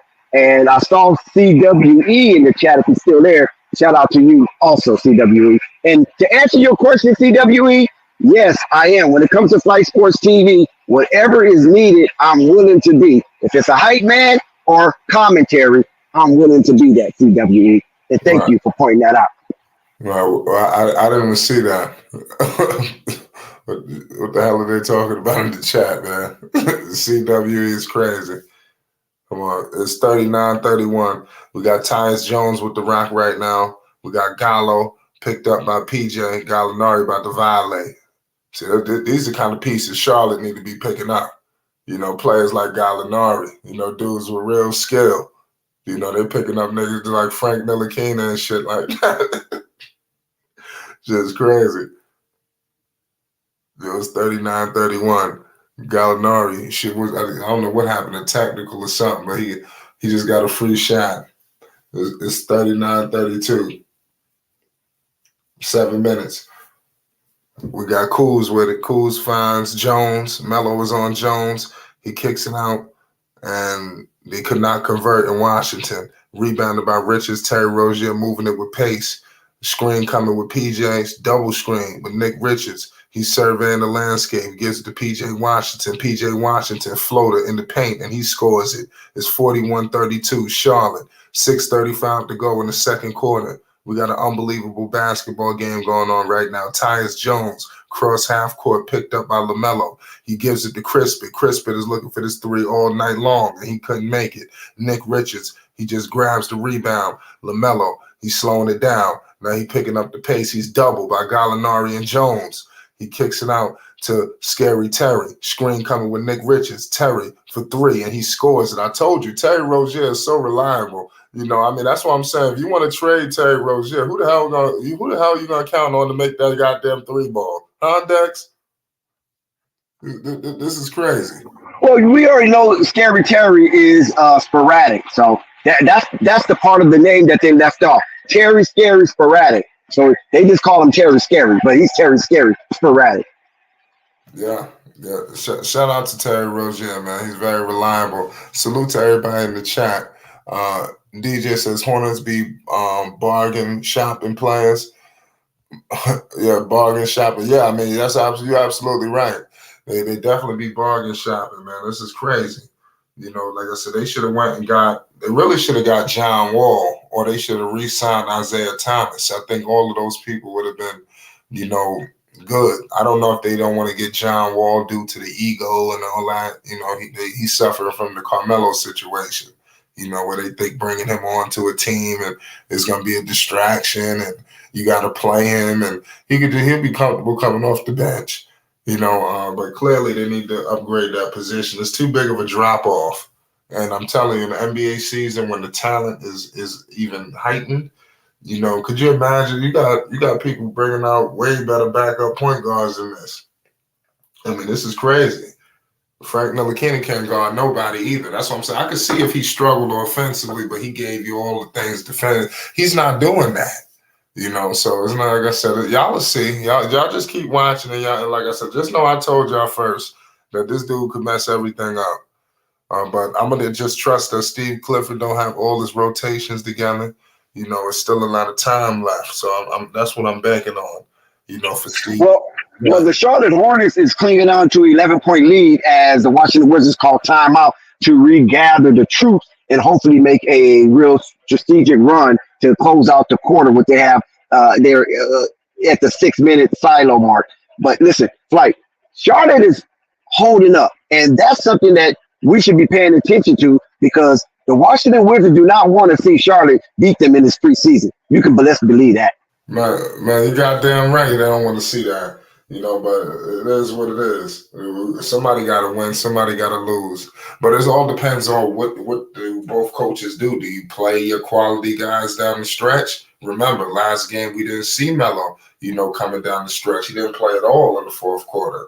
So we got to see. If the starters play in the fourth, let's see what happens. I will hope for a win. But something tells me the starters rest again. Yeah, I don't think Melo will probably play the full game. I think he probably will play half. He might play a little bit in the third quarter just to increase his minutes, so his stamina can be suitable. I don't see him playing too much, and I definitely don't see him playing in the fourth quarter, regardless of the situation of this game. Absolutely. Tyus Jones with the rock right now, guarded by Lamelo Ball. Lamelo Ball is defending. Remember, he got a block, a steal. He's out there deflecting things. He's playing the passing lanes. All of these. Oh my goodness! And then you have Melo almost got it. And big time block by P.J. Washington. Let's go, Melo. Melo with it all the way to the cup. Oh, he was. Come on, that's a foul. Oh, he didn't get nothing. Oh man. Oh, the refs playing Melo. We got Kuzma with it. He gives it to Jordan Poole. Jordan Poole launches it, and he's, oh my goodness, cash money by Jordan Poole. The Wizards trying to make a game out of this thing. It's 35-43, 5:20 to go in the second quarter. Terry Rozier with it, gives it to Melo. Jones all over Melo. We got Terry coming up, screen with Terry Rozier. He gives it to Miller. Miller got it ISO. What are you going to do with it? He gives it to Terry. Screen coming with Mark Williams. Terry Rozier in the baseline. He couldn't make it, the floater. We got Kuzma with it. Moving it up with pace. Poole, deep three, in and out. Kuzma went for the juggler. We got, Poole went for the juggler. We got Melo for three. Oh, my goodness. I thought that was good. And Melo missed the three ball. He tried to get him right back. We got Tyus Jones crossing half court. PJ on him, gives it to Kuz. Kuz steps into the three. He couldn't make it. Rebounded by Brandon Miller. Brandon Miller playing point forward. What is he going to do with it? Screen with Mark Williams. Come on, Melo gives it to PJ. Good pass. PJ couldn't convert. Rebounded by Mark Williams, and he puts it back.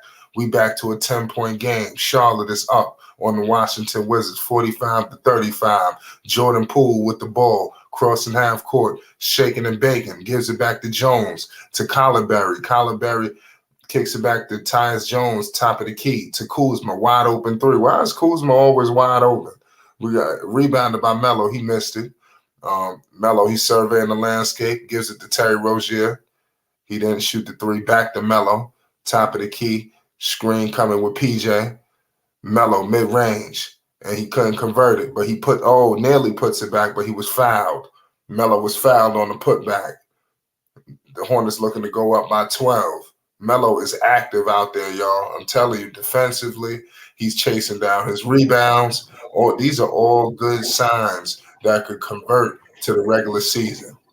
What's going on? Yes, it's definitely could translate into the regular season. And as Lamelo makes his transition with the excess equipment on his lower extremities in flight, did you think Kyle Kuzma is going to allow Lamelo Ball to make a shot in front of him? He'd rather send Lamelo Ball to the free throw line and then see Lamelo rejoice in scoring over Kyle Kuzma himself.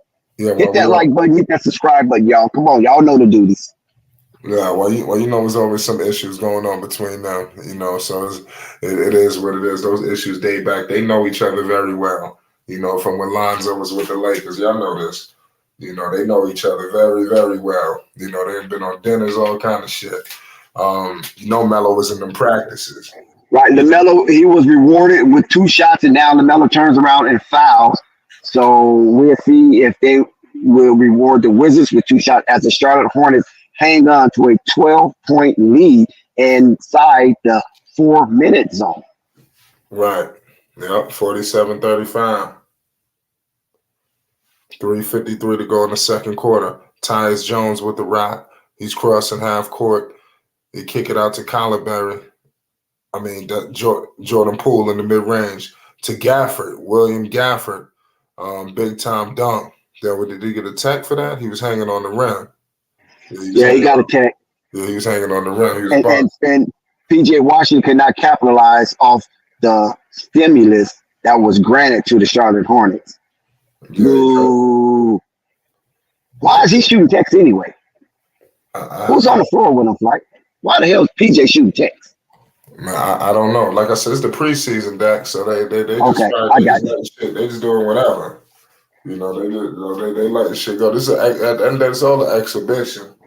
Big Al, I feel for you, brother. I wanted to say the same thing, but I said I'm not going to be a pessimist. But I feel you, Big Al, on that point guard rotation. It's definitely garbage. Yeah, it's 47-37 right now. Still a 10-point game. Terry Rozier, screen coming with PJ, back to PJ. PJ all the way to the cup, and he lost it, but it's still Hornets basketball. Good big plays coming from Charlotte. I think it was a block shot. I think Daniel Gafford was a window wiper on that one. Yeah. No foul. We got Terry Rozier with it, kicks it to Melo. Melo couldn't make the mid-range jumper. That would have been a big-time shot. Jordan Poole crossing half court, shaking and baking. Jordan Poole screen with Gafford, and he could not convert it. Rebounded by Mark Williams, gives it to I forgot this dude's name, number 45.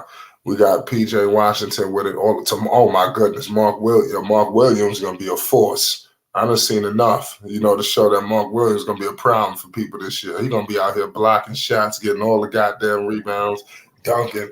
Yeah, he's gonna be a problem. He definitely is going to be a recognizable force in that restricted area because Mark Williams, the Duke dandy, is not afraid of anything coming his way in that area. And Flight Slim acknowledged that Brandon Miller is a plus 14 playing with Lamelo Ball.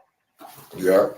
That's unbelievable. I definitely like what I'm seeing. How do you gauge the game going so far, Dex? What's your early thoughts? We going towards the tail end of the first half.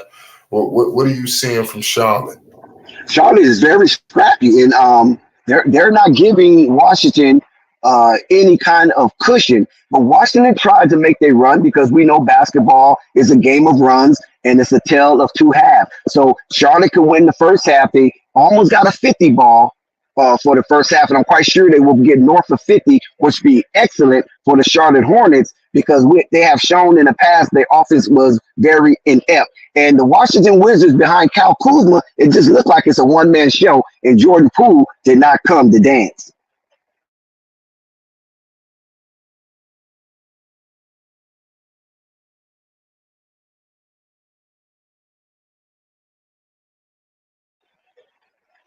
Charlotte Hornet is clinging to a 12-point lead, 49-37, inside the 3-minute zone of the Washington Wizard silo.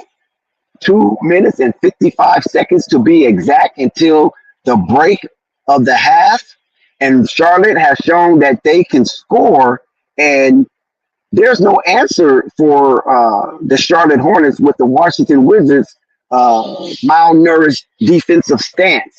Because it's almost halftime, and the Charlotte Hornets defense only allowed 37 points from, 12, 16, 18, 26, 25 minutes of play. No, not 25 minutes of play, excuse me. 15, 24, 23, 22, 21 minutes of play. In 21 minutes of play, the Washington Wizards have only mustered 37 points. So I asked Flight earlier, while there's a timeout for the Charlotte Hornets, I asked Flight earlier, is it Charlotte defense or is it bad play from the Washington Wizards? And if you ask me, I would say both. Flight said it's the Washington Wizards playing bad. And for them to demonstrate this style of basketball at the Capitol is very disappointing to the Wizards fans because I don't think the Wizards fans expected Charlotte to have a 50-piece, 3 minutes to go into halftime. It's definitely not a good look, especially if your team is the Washington Wizards.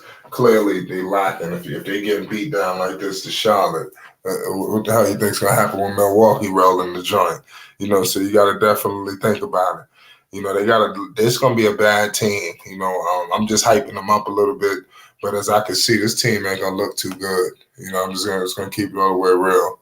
I don't know. They're a little thin at different positions. I don't see how they're gonna match up well. Ty Jones, I'm not a big fan.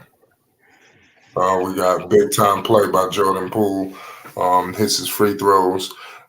He out there laughing and they down 10. So this is the problem. And this is probably what got him out. Maybe this is why he's not a Golden State Warrior anymore. So he done fell from grace where he was right at the cusp of heaven, the NBA heaven. Now he's in NBA hell playing with the Washington Wizards. They said, oh my goodness. Oh my goodness. Oh my goodness, this motherfucker Brandon Miller just threw it on this nigga Gafford. Yo, niggas gotta pay homage. Yo, niggas gotta pay homage. Yeah, a technical foul. For who? It was a technical foul. On Miller? Was I'm that not an sure who they're offensive giving it foul? to. I'm not sure who they're giving it to. But the Charlotte Hornets got their first technical foul. Could be a delay of game. It was an offensive foul. There was an offensive foul as I'm looking at it. What did they? Yeah, it probably was a technical to where he reacted. He probably thought that shit was good. Yeah. Brandon Miller was probably a little too aggressive on that one, flight. But that's what we want to see. We want to see Brandon Miller be aggressive. Yeah. If we can continue to see Brandon Miller be aggressive, and he's getting offensive fouls like this, soon it will turn in his favor, and it will be an and one. So Brandon, keep going. Don't be discouraged what just happened, because you just got the highlight of the game thus far. Sports Center top 10, baby. Yeah, he doing shit like that. That's crazy. That's wild. I mean, Brandon Miller, that's what I'm saying. The talent is, I told the people, he just missing shots. He get into all the spots. You see the talent. It's just he just he can't put the damn ball in the hole. That's his problem. Once he get that rectified, it's going to be all she wrote. I don't see a talent deficiency. Like, this dude is trash. I don't see him. I just see, like, man, he just having a hard time. Like I said, he's a rookie at the end of the day. Everybody expects people to just step in and be good, but it is what it is. Terry Rozier with the rock, and Charlotte turns the ball over idiotically, and they get the ball back. Brandon Miller with it. They need to just give the ball to Miller. Big time play, and they didn't get the foul. Mark Williams, he was fouled. They're gonna have to do something with Mark Williams. They can't deal with Mark Williams. Mark Williams raising cold hell out there. Mark Williams ain't nothing to mess with. Unbelievable game going so far right now. The Charlotte Hornets are balling. It says, well, Miller's going to definitely figure it out, ladies and gentlemen. Miller's definitely going to figure it out. I definitely love to hear everybody's thoughts. We got halftime coming up. It's going to be crazy. We got an unbelievable game. Mark Williams just controlling the paint, locking it down. Last season, 9.7 rebounds, 63.7% from the field. It was unbelievable. Mark Williams, another big time free throw. We back to 10-point game. Tyus Jones with the rock right now, crossing half court, and he was fouled. I mean, Charlotte, they're being silly. This dude Sumner. You're a young team. You got to be smart. You can't be silly. You got to be smart. And that's what I want to see from Charlotte as we get to the regular season. Don't make these silly calls. Like I said, game one against Atlanta, they're not a young team. That team been together. They got some veterans over there. They can't be silly, making dumb plays, and shit can go off the rails. But just like I said, just continue to get your reps in. Tyus Jones makes a free throw. It's 50-41. We got a minute 30 to go. We got Sumner with the rock. Sumner with it, shaking and baking. We got scary Terry Rozier coming up. Terry Rozier shaking and baking on the baseline. Screen coming. Oh, man, we got an offensive foul. A moving screen. Something happened here with PJ. Man, that was a silly call right there. Come on, ref. You better than that. PJ Washington didn't like that call. We got Jones with it. Jones crossing half court. Jones gives it to Gafford. Back to Kyle Kuzma. Kyle Kuzma in the baseline. Kyle Kuzma, mid-range baseline. He makes it. It's 50-43. Big game going on right now. We got the fast clock rolling. Brandon Miller with the ball. Brandon Miller in the cup, and he scores it. I'm telling you, once this dude start taking it on the inside, there you go. Brandon Miller playing exceptional tonight. Much better. I like what I'm seeing. Kyle Kuzma with the mean up and under. Sumner with it crossing half court. He kicks it out to PJ. They just need to keep giving it to Miller. I would keep getting his confidence up. Mark Williams gives it to Sumner, top of the key 3-ball. He couldn't convert it. Mark Williams, oh my goodness, Mark Williams getting all the rebounds. Terry Rozier, he couldn't convert it. Miller tried to go in there and take everything. We got Jordan Poole, big time pass. They moving the ball. Kyle Kuzma, step back 3 ball. He missed it. Rebounded by Terry Rozier. We headed towards the end of the second quarter. We headed to halftime. We got Terry Rozier trying to make a play here, looking to make some heroics. And Brandon Miller, he could not do it. Brandon Miller tried to do something crazy at the end. This was a good first half. For me personally, if I could say, I love what I've seen from Brandon Miller. What do you think, Dex? Yeah, Brandon Miller, he made a 10-foot jump shot, and now the Charlotte Hornets is at a 77-point win percentile going into halftime, and Brandon Miller is a big part of the Charlotte clinging on to a 9-point lead. I think their largest lead of the night was like 14, and Brandon Miller started the game out with a lot of energy, playmaking, and grabbing defense, pushing that ball down the court, assisting Melo into keeping that high-octane offense going in the first quarter, and it led to the Charlotte Hornets having a 30-point first quarter. And it kind of dropped off a little bit in the second quarter because they was only able to muster 22 points, albeit they still have the lead 52-43, and some of that is because of the very aggressive play of Brandon Miller. Yeah, I definitely want to see more from Brandon Miller. I hope that he could continue, putting the pressure on, this team. I mean, you got him on the ropes. Just finish him off, in my opinion. Yeah, and Brandon Miller did set the tone for the first period, and Charlotte just kept the ball rolling and stayed aggressive and visibly executing their offensive schemes. Lamelo Ball lead all scorers for the Charlotte Hornets with 12. He played 15 minutes as Brandon Miller played 16 minutes. PJ Washington and Terry Rozier played the most minutes from the Charlotte Hornets as starters and as players, 18 minutes apiece. And when we fall down to the Washington Wizards, we see Kyle Kuzma as a one-man band with 16 points, and Jordan Poole comes in half of that number at 8 points. So Jordan Poole started to come on a little bit towards the end because he was very much absent for some reason, and maybe because he got to get his head right, coming from Golden State to the Washington Wizards. That's something to deal with mentally.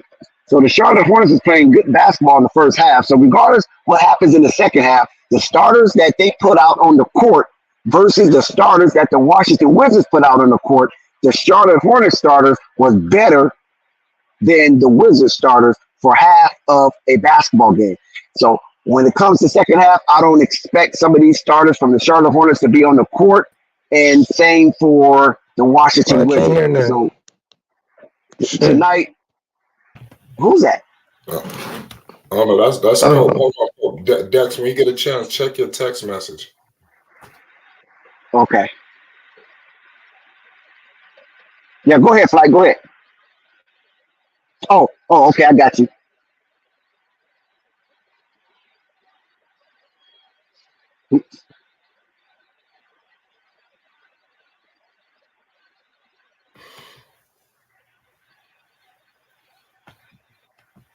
Yeah, mic check. Can you hear me?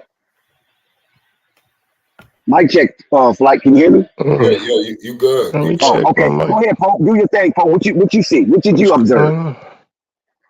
Can you hear me, Pope?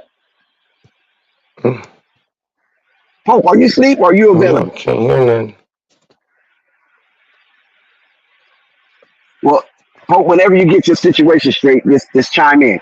So the Charlotte Hornets have played some impressive basketball leading at the halftime, and this is not often that we see the Charlotte Hornets particularly dominating a team, especially on the road. So I'm impressed with what Charlotte is doing. They have yet to win a preseason game, and Washington is undefeated in the preseason. So maybe this will be the first strike against the Washington Wizards going forward in training camp preseason. And Charlotte Hornet desperately needs to get on the win board to bring on that young core and let them feel the breeze of what it feels like to be a winner, and especially taking this trope on the road to Washington, D.C. How you feel about what you've seen so far, Pope? Pope keep coming in and out. So something must be wrong with his connection, because we desperately want to hear from Pope and what he got to say. Okay, I'm So here. Pope, I'm here now. Can you hear okay, me? go ahead. There you go. Yeah, do your thing, Pope. Oh man, Go, listen, man. go ahead and breathe on this track, Pope. Let me breathe on the track, baby. So that boy, Brandon Miller is a killer out there, ain't he? Yeah, he's a killer out there. I mean, because of what he did, not on the court, but off the court. But anyways, yeah, he looking aggressive out there. He looking aggressive today. Other than that, I mean, which is big because he been looking soft as Dr. Cotton since last I can remember, Dax. So this is the first time I ever seen him out here really trying to block niggas shit off the backboard. I seen pushing cats on the defensive end when they trying to post him up. He not just giving his position up like that. I see him trying to get to the lane. I see him going up in the lane. I can dig that. So I'm still not impressed whatsoever at all. Niggas 1 for 7 now from the three. Basically, well, 1 for 3 in this game, but 1 for 7 total. So what he's shooting in the 2 preseason games is bad. But being aggressive, that's a start. That's a big start to something that could be something. Because at first he was nothing from nothing, which left nothing. So I'm getting hopeful, Dex. Say that again. I said I'm getting hopeful. Yeah, I mean, I'm surprised you haven't besmirched Brandon Miller's game tonight. Maybe maybe he has impressed you to some degree. Yeah, I mean the aggressiveness, man. I can't, I see him out here trying to use his frame on them rebounds. He using that 6'9", 6'10" frame to snatch a couple boards. I see him, man. I even like the charge. I like the fact that he said, fuck it, nigga. You want to stand there with him? Yeah, right. That's what I'm talking about. Run his ass over. Run Big his Al's ass here. over Big there. Al's here to join you, Pope. Big Al got something to say too. Oh yeah, well bring his ass on here. That nigga probably 300 pounds and 6'4". Hey, so Dex, yeah, man, Pope I hate him, but that's all good. But Miller is good, man. Miller is good. He's obviously a little nervous, but he's fighting through the nerves. He's trying to be aggressive, and eventually he'll pick it up. That's what happens. He got the game. That's no question. All he need to do is keep trying, and he gonna figure it out. I'm glad. He got the game. I'm happy. You know why he tried to dunk on him? He knew he was outside this restricted area. He tried to. Yeah, he was far outside. He was far outside. He tried to dunk on him to show, I'm here. I'm that's all. I got game. Okay. I can play, and it's gonna work. Watch what I tell you. Okay. Watch what I tell you. Miller's gonna step it up, my dude.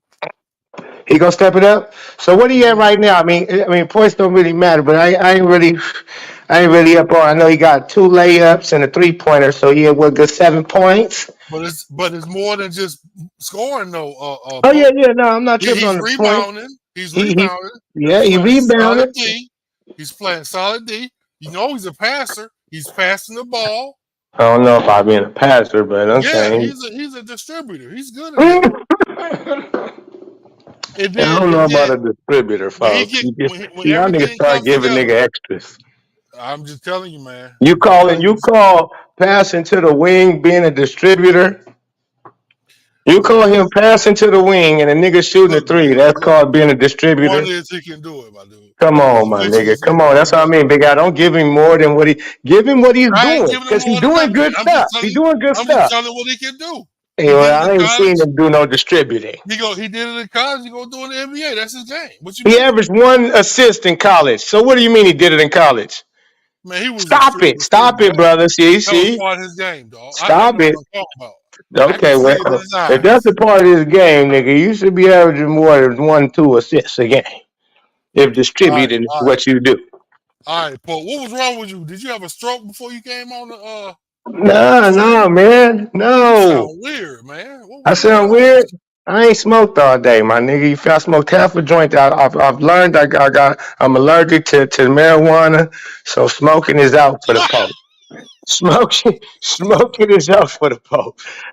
And Word. listen, I'm one of them niggas, boy, I ain't addicted to nothing too much. So, hey, nigga, I say health is wealth. So I don't give a fuck how much money I got, nigga. I ain't about to be having headaches from no Uh weed. Hey, oh. fuck that weed. I can imagine what your live stream is gonna be about now.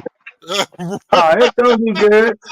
Yeah, That might be the only time I smoke is when I go live out all day. Cause man, that's let's just, interrupt this BS. that, We ain't talking yeah. about sick weed, my dude. We talking about game. Yeah, well, yeah, you Hey, right, you right. Dex, what you think, man? You know what I think. What you think, my dude, Dex? No, I like what Brandon Miller is doing, and it's only going to get better, and he's only going to improve. So I don't see him no retrograde in his moving forward. I think the pendulum on Brandon Miller is trending in the right direction. Right, Brandon Miller all day, baby. right. See, the thing is, too, Dex, is I don't want to get too hyphy, right? Ain't Because nobody getting hype, dog. hold on. Because he's shown more bad than good. So I don't want this to be a one game banger where he doing his thing, and next game he come out and look lame again. Like he one of them type of niggas. His motor is up, down. You don't know what to expect. He did that all season in Alabama. He'll go full half without scoring shit. In the second half or the first, he does this. And if you watch Brandon Miller, you know he does this to you. He'll look good 1 minute. That's how he got there. He got to number 2 spot, and then because he'll look good 1 minute, hella good. Drop 30 on you. The next game, nigga look trash. So can he be consistent and continuously look like this? Continuously play aggressive like this? Because if he can consistently do this, then we talking about something. Then we saying something. But if he come out next game and look ass, then we right back to square one. Well, I appreciate what Brandon Miller is doing right now because, listen, Pope, he only played 16 minutes and he has made half of his shot. So right now, Brandon Miller shooting at a high clip of 50%. If he can maintain that and average about 17 points a game, he deserves to be the number 2 pick overall. Yep, And Okay. also, Pope, I agree. what you fail to realize, and let this be a deterrent to your madness against Brandon Miller, is that this is his first time playing with Lamelo Ball, and his first time First starting time. with Yeah, the top yeah, 5 of the Charlotte Hornet roster yeah. in depth chart. He looked better than he did last game. I'm gonna tell you I that. told you. Didn't I tell you that, Pope? He need to play Uh, with Melo. Didn't I tell you that? I already know, nigga. I didn't seen Devontae Little Graham play with Melo and look okay. Whatever. Okay, I didn't seen Cody Pope, don't do Martin that. play with Pope, Lamelo don't do and that. look okay. Don't do Pope, that, Pope. do Devontae Graham have the body archetype for the NBA? Yes. The body, No, he doesn't. yes. No, he doesn't. The Not body. Devontae Graham. Yes. You saying the body, or you talking about his height? Because he got the body, I'm sir. talking about everything. His height, I know he got his the. weight, his Yeah. acumen, everything. I mean, the little nigga gets his money. I mean, he not no Lamelo Ball now or no, but He Devontae doesn't Graham get ain't his no money. scrub though. He, I he, can't. he doesn't get his money, Pope.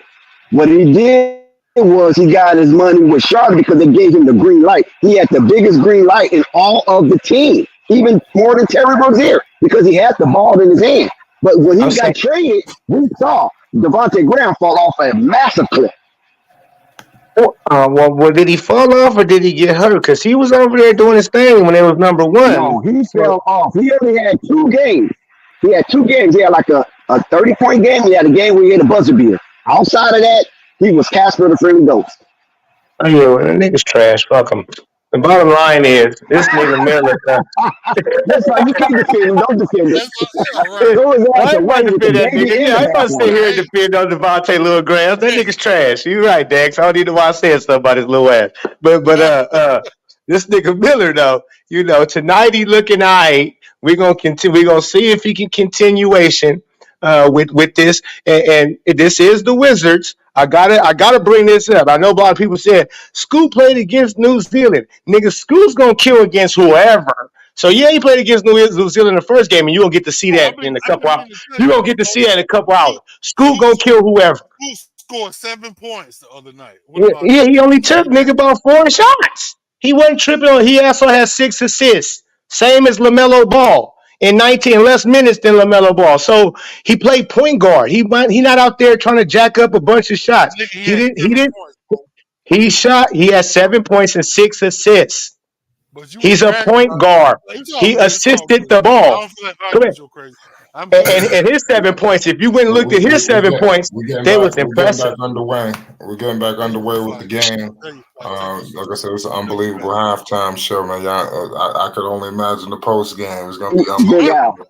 We got Kyle Kuzma dumps it to Tyrus Jones. Tyrus Jones operating in the mid range. He dumps it to Kuz all the way. LaMelo Ball is not in the game right now. So I wonder if Melo is going to play. He probably will be out for the rest of the he's done. He's done. So that's good too. Good job. So hopefully this is the Brandon Miller showcase. Hopefully, that's a good job. We got Terry Rozier with it. Terry operating in the 3-point range. He finds Mark Williams and there's a foul down there. I think that's Calaberry. And he got tangled up with Mark Williams. Mark Williams has been playing solid, tonight. Definitely he's been a bright spot for these past 2 preseason games. I see the flashes. PJ Washington finds Miller. Let's go, Miller. So he should have shot that. Back to PJ. Finds Mark Williams. He finds Frank. Frank launches a 3-ball and he misses it, of course. Jordan Poole, he gets the ball. Jordan Poole got it. He gives it to Kuz. Kuz gets it. He finds Calaberry. Back to Jordan Poole. Top of the key. Jordan Poole on Terry. And then Jordan Poole, mid-range jumper. And he Brick City. Calaberry gets it for the Wizards. Tyus Jones has it. Screen with Gafford. Tyus Jones could not convert. Rebounded by P.J. Washington. Terry Rozier with the ball. Gives it to PJ. PJ all the way to the cup, and he is fouled. PJ Washington is fouled. He's headed to the line for 2 shots. You got to play it safe with LaMelo Ball. You got to understand something. Last year, he may have pushed it a little too much in the preseason. So you got to take it easy. You don't want no accidents to take place. You got Melo out there in the first half. He did what he needed to do. He got people acclimated. What more do you need? You got to make sure that this man is 100% healthy for the start of the regular season. PJ Washington is solid tonight. Hopefully these guys can take their games to the next level. 54-45. Tyus Jones crossing half court. Gives it to Kuz. 3-ball from Jordan Poole. He couldn't convert. Frank Ntilikina. He going all the way to the cup with it. Frank Ntilikina. Look at the foul was off of him. Yeah. Silly. The ball rolled off his knee. This guy Frank is silly.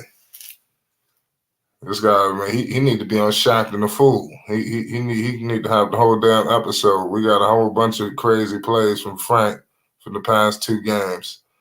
We got Poole all the way to the cup. Finds Kuzma, cash money for Kuzma. That was a big 3. They getting back in this game. It's 54-48, 10 minutes to go. Terry Rozier, good pass. Man, turnover. That was a hell of a pass by Terry Rozier if he could have converted that. Calaberry, he makes it. And it's a 4-point game. Charlotte, they starting to go on the ropes now. It's no Melo. So the team is about to get exposed in terms of who's going to step up. It's going to be interesting to see who's going to be the guy to keep the thing rolling. Terry Rozier, he couldn't convert that 3.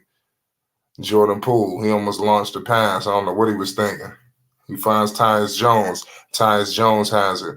He gives it to Jordan Poole from deep. He couldn't make it. Big board from P.J. Washington. PJ Washington crossing half court, 6 rebounds for PJ, and he couldn't convert the 3. He tried to walk into that 3 ball, ladies and gentlemen. He tried to walk into it. Jordan Poole, big pass, strip from Gafford. Gafford got stripped. Terry Rozier all the way to the cup, shaking and baking and faking, and he scores it. Big play from Terry Rozier. Like I said, you can rely on him. 13 big buckets from Terry. Jordan Poole finds Gafford. Gafford missed, rebounded by PJ Washington. Terry Rozier has Melo and Gafford. Melo, calm down. Let me slow down. No. Gafford and Melo almost got into it. Good move by Melo. He didn't go crazy. I think Melo understands you got to take it easy. Now, Gafford better be careful. We don't know what he got in that backpack now. He better be careful. I'm sure. Let me figure out what happened here. They got tangled up. Yeah, Melo definitely wasn't scared. Shout out to Court Vision. Frank. I must have met Frank due for a 3. I'm starting to feel sorry for this dude. I'm trying to figure out why CWE says Poole will be an all-star this season. You're going to have to break that down, CWE. Because right now, the Washington Wizards look like a bunch of scrambled eggs. Yeah, and the Charlotte Hornets, they turn the ball over. It's getting sloppy, y'all. And as bad as the Wizards are, they right in the game. There's no Melo. I think like I said, the Hornets are going to be exposed in terms of who will step up. And a big defensive play by Mark. Terry Rozier, 3-ball, corner. He missed it. That's his shot, too. So why is Kyle Kuzma still in the game? Man, these dudes, they don't give a damn about Kyle Kuzma? Man, they feeling healthy, man. They ain't trying to sit down. To be honest with you, him and Poole need to get some reps. So I understand that. You know, they're young and they knew they need to get reps together. So I understand that. Melo, he kind of, like I said, there's a lot of things riding. There's big money on the table. It's different. Let's go, Miller. Let's go, Miller. Oh, my goodness. Miller, you better pay homage. He out here sidestepping. I'm telling you, that little situation with Gafford might have woke him up again. Brandon Miller is continuing his scoring ways. Yeah. We got Brandon Miller with the ball crossing half court. Brandon Miller shaking and baking. Brandon Miller surveying the landscape. Brandon Miller finds PJ, gives it to PJ Washington. PJ all the way to the cup, and he couldn't convert it. Big board by Gafford. Tyus Jones with it, picked up by Frankie. Tyus kicks it to Kuzma. Kuzma is always wide open. He couldn't make it. And Tyus Jones couldn't put it back. Terry Rozier crossing half court, met by Kuzma. He shook up Kuzma. Terry Rozier all the way to the cup on Gafford, and he couldn't make it. Tyus Jones gets it. He's bringing the ball up the floor, and they call a timeout. We got a break in the action. This is a crazy game going so far. Hopefully we get an update on what's going on with Melo, even though we know what's going on. Ain't no update what's going on with the Melo. He's just out for the duration of the game. We can't expect Lamelo to play. And I'm surprised Kyle Kuzma and Jordan Poole played the third quarter. So I just think they're trying to make the game respectable in front of their fans. But nevertheless, Brandon Miller should be playing point forward. That should be an experience we should be watching right now. When the Melo ball is out of the game, fuck that traditional shit. Let Brandon Miller play point forward, and let's see what his playmaking ability is all about. Yeah, you're right about that. I want to see more from Brandon Miller. He's got all the talent. Now it's time for him to put it all together. It's time. Big Al says, Dex, you ain't never lied. Salute to Big Al. Big Al got a lot of things. Everybody got mixed feelings towards Brandon Miller, but at the end of the day, he's LaMelo Ball's teammate, so he's a rookie. We got to wish this guy the best. So, I mean, we want him to do well, because if he does well, what does that mean for Melo? There you go. Shout out Basil. He said Bulls, Nuggets, 33 after 1. Salute to them Nuggets. Miller game is no thrill. Salute to Basil Carpenter Jr. What's up? No, I was saying salute to Basil Carpenter Jr. Yes. Those nuggets in action. Those champs in action, Basil. Those champs in action, Basil. What they gonna do this year, Basil? Those champs are in action. Yeah. It's going to be interesting to see what the Nuggets do. Are they going to repeat or what? But let's see what these young guys do at the end of the day. We haven't seen Amari Bailey, and I don't know what's going on with that. We ain't seen Nick Smith Jr. I don't know what's going on with them in the rotation. You know, these guys still haven't figured their rotations out. So I'm gonna give the benefit of the doubt. Right now they're discussing the in-season tournament. It starts November the 3rd. All 30 teams participating. That's right around the corner, Flight. Less than 30 days. Yeah. Things gonna pick up for Charlotte, man. Hopefully they looking good around that time. You know, it's gonna be interesting. I want to see what this thing look like because it don't make much sense to me. So I want to see. I want to see what the hell they done messed up with the league. Grizzlies lead. The Hawks lead the Grizzlies. Trae Young got 20 early, and we got to see them in the first game. What if Brandon Miller gets MVP of the in-season tournament? Will that be a change of fortune for this young man's career? Of course, but I don't know if that's gonna happen. You know, he better find his swagger though. That's all. That's all you gotta do is go into the regular season hot, making shots, looking like a top pick. That's all. And I think he's doing that. Hopefully he realized go inside, then go outside. The couple of games he was doing, he wanted to prove that he was a shooter. Right. Thunder, what if Miles Bridges is purposefully sabotaging his career with the Charlotte Hornets because maybe by being a clutch client, it could be something in the works for him somewhere else. Wow. Because I just find it unbelievable that this man will get out of character knowing that he was skating on thin ice. Gafford, he just scored it. It's 58-52. The game is crazy right now. The Hornets, they're trying to hold it down, see if they can hold on to this lead. Mark Williams has it, guarded by Gafford. Gives it to Terry Rozier. He pump fakes, top of the key three. Finds Mark Williams, but he couldn't convert it. Oh, big time block by Brandon Miller. Brandon Miller is playing defense too. He's playing both sides of the ball, and he's playing it well, like. Yeah. And Frank Ntilikina hit a three. Wow, see? That was good rhythm now. You know, big block, and now he hit a three. Wow, Frank hit a three. That's crazy. It's about time. This dude Steve Clifford trying to make sure Frank Ntilikina, he can play him. Oh, man. And then they get him right back. Jordan Poole got him right back with that three. 61-55, 5 minutes to go. What the hell is Jordan Poole still doing in the game? That's crazy. They trying to get reps together. PJ, they should have gave it to Miller. Damn, turnover. That was a big block by Miller. So Brandon Miller definitely is playing better.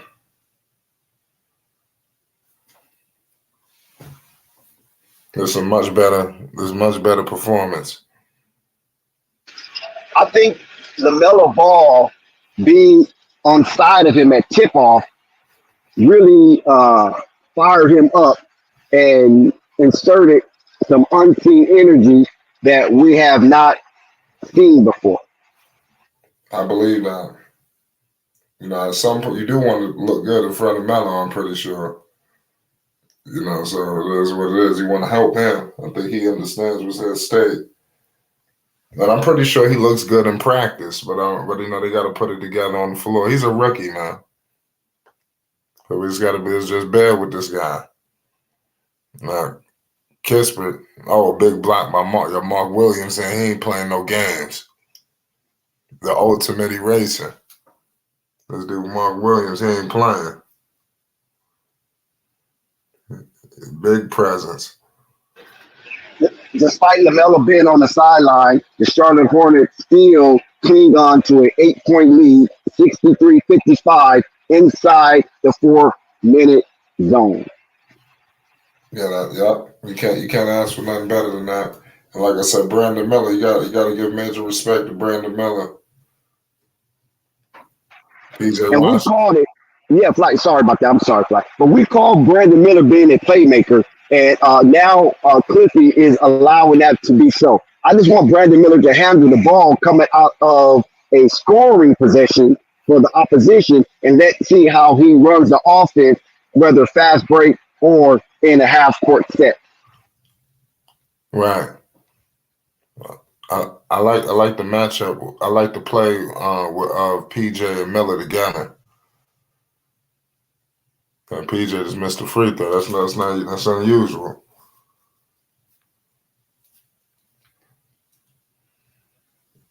Big screen coming. Washington trying to do something with it. Let's see what they could do. Charlotte still defending. They playing solid. You know, Lamelo Ball is looking on. Big time three. Kalabala. I don't know what the hell his name is, but he's a rookie. He's pretty good. Well, just call him Bilal. Yeah. He been balling tonight. You know, screen. Bilal, that's a strong name in African history or Asiatic history. Bilal was a former slave who became an integral part of the growth of Islam in that area, as he was the caller to prayer with his nice melodic voice. Very, very dark Ethiopian man, Bilal. Yeah. Frank Ntilikina crossing half court. Gives it to Terry Rozier, top of the key three. Couldn't make it. Crispin gives it to Gafford. Charlotte still defending out there, playing solid. This is winning basketball. You know, just keep it up. You got to beat the teams you're supposed to beat. That's another thing, too, if you're Charlotte. You start now. You know, if you want to be a playoff team, you don't lose to Washington. You don't look at it as, oh, man, maybe we two young teams. No, you better than Washington. You beat them. Shout out to Joey. Salute to Joey. What's your thoughts on the start of the second half, Dax? Well, I mean, it was a little sloppy to start. It gave the Washington Wizards a little more.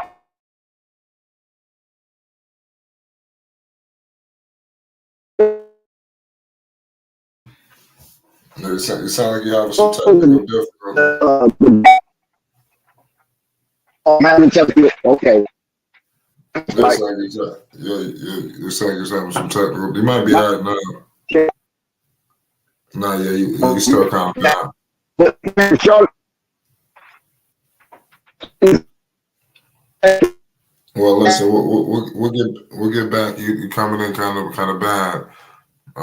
It's a shout out for Dex. Okay. If I just let me on and talk my shit, I know I'm not a fan favorite right here, but much love to yeah, well, he said you're not a fan favorite. Hey man, like I said, we in here talking. It's ball Mic talk. check. Ball talk going on over here, man. There's a lot of ball family talk. Lamelo playing tonight. Got to hear all different sides of the story. Right, that's right. The full gamut. You know what I'm saying? Not partial, not slanted, but the full gamut. Yeah, man, you holding Brandon Miller accountable. You know, that's what it is. Flight, can you hear me now? Yeah. Okay, what I was saying is that the Charlotte Hornets started off a little shaky without Lamelo, so there was a little off kilter, and the Wizards started, three of their best players, Poole, Kuzma, and Gafford in the second half when the Charlotte Hornets basically was playing with their bench. So they tried to close the gap. Charlotte Hornets still fought them off and now we're in a situation where the Charlotte Hornets is up by 7. Yeah. So the Suave said, "Damn, shooting Terry down, give B Mill a chance to get right. You dark skin Westbrook. Yeah, Terry do be checking. Terry trying to get his numbers. Yeah, because like I said, there's no way Cherry should be in the game. I mean, that's being selfish. It's only preseason. This game doesn't even matter. But yet he's trying to pull the wolves over people's eyes and let the people. Hopefully, they believe that he's a real integral part of the Charlotte Hornets moving forward. Sit your ass down, Terry, and let this young man get his reps and some of the other young men on the team because it's only preseason, dude. Really? Yeah, he's out the game now. Brandon Miller got to look like he being featured a little bit more now. Thank goodness. I'm glad Cliffy did it because Cliffy was starting to look stupid keeping his starters in the game for so long. He couldn't convert that. Big block. Hornets playing defense too. I see it. I don't know if they're gonna be a defensive team, but I see increased defensive emphasis. Let's go, Richards. Nick Richards. I like Nick Richards. Nick Richards looking to put him up by 10. Slim says Brandon Miller posted dunk. Yeah, that was wild. Too bad it didn't count. That shit would have counted. That would have been something else. Big game going so far. Big game.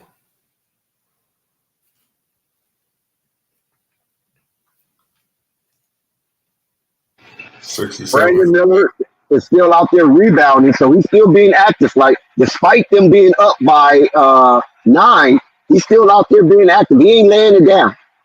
Yeah, no, I like what I'm seeing from Brandon Miller. Brandon Miller's been solid tonight. The game is that Gallo. Gallo tried to do it to him. We got to stoppage and play. I like the energy. I like the movement from Brandon Miller.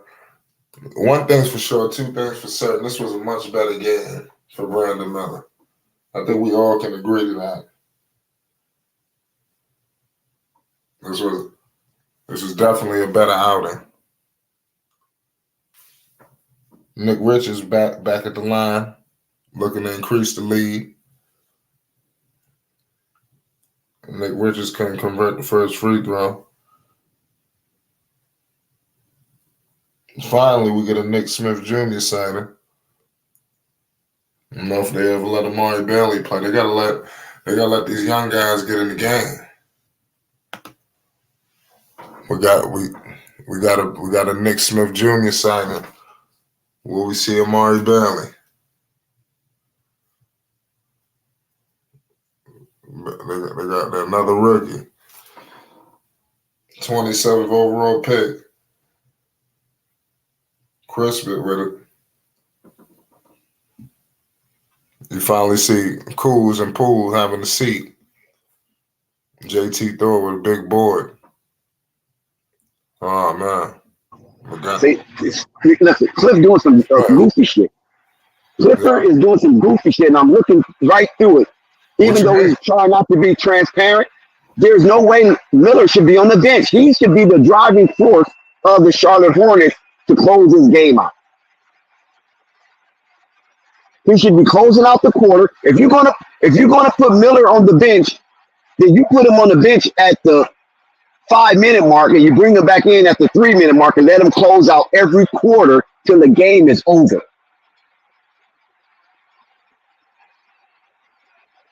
I can agree with that. I totally agree with that.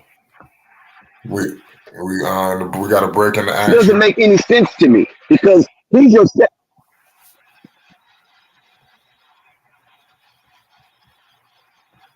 You said it don't make Charlotte sense. has hit the 70-point mark in the third quarter. That's impressive. Charlotte already have 70 points, and the third quarter is not over. Nope. It's just getting started.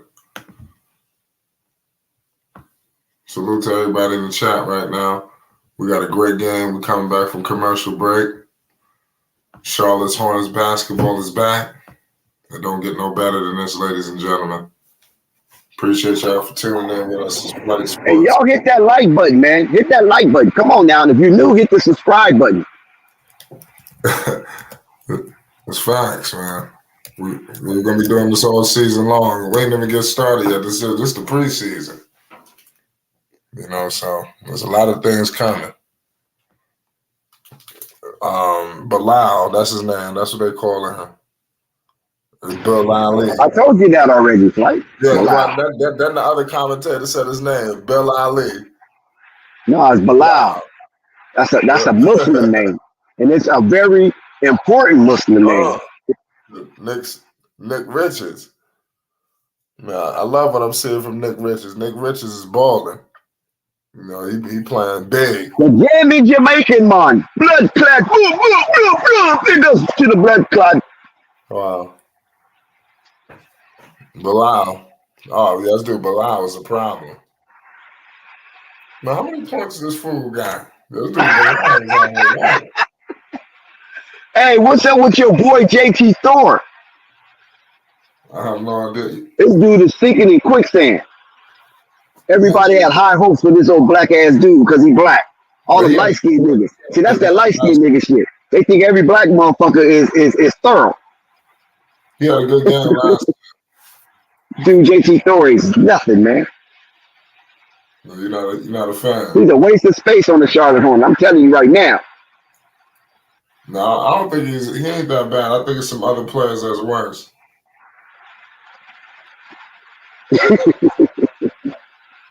I'm talking about for his position. I'm not talking about like the whole roster, like the other guards and stuff like that. But who's worse than JT Thor for that position, that power forward position? I can't call him. I don't know. You talking about on the Hornets? Yes, on the Hornets. He might be the odd one out, but I mean, that's after they let go of Kyle Jones. Before that, it had to been Kyle Jones. So if you want to say now, yeah, but before that, it was Kyle Jones. He wasn't in the summer league. No, Kyle Jones played the summer league. No, I know, but Nick Richards, did Nick Richards play? I think he did he? Yeah, Nick Richards played summer league. Yeah. Or did he? I think he did. That was his third summer league if he did. He was a 3-year veteran in the summer league. Nick Richards didn't play in the summer league this year. Oh, he didn't? Okay. Because I was going to say, that's 3 years. That's what. Well, shit, they did it to both nights. You act like it's unprecedented. No, it's not really unprecedented, but it's kind of rare. They give you 2 years, you know what I'm saying? 2 years, you should understand the basis of the game. Yeah. But when you go to work drunk, shit, you know what I'm saying? Brandon Ingram did 2 years. I know Jaylen Brown was in the summer league. Jaylen Brown wilded out his second year in summer league. If you a second year player and you play summer league, yeah, you're supposed to be like Jordan in there. You're gonna be in there going crazy. If you're a second year player, you're supposed to be like, I have no business being here. That's how you're supposed to be playing.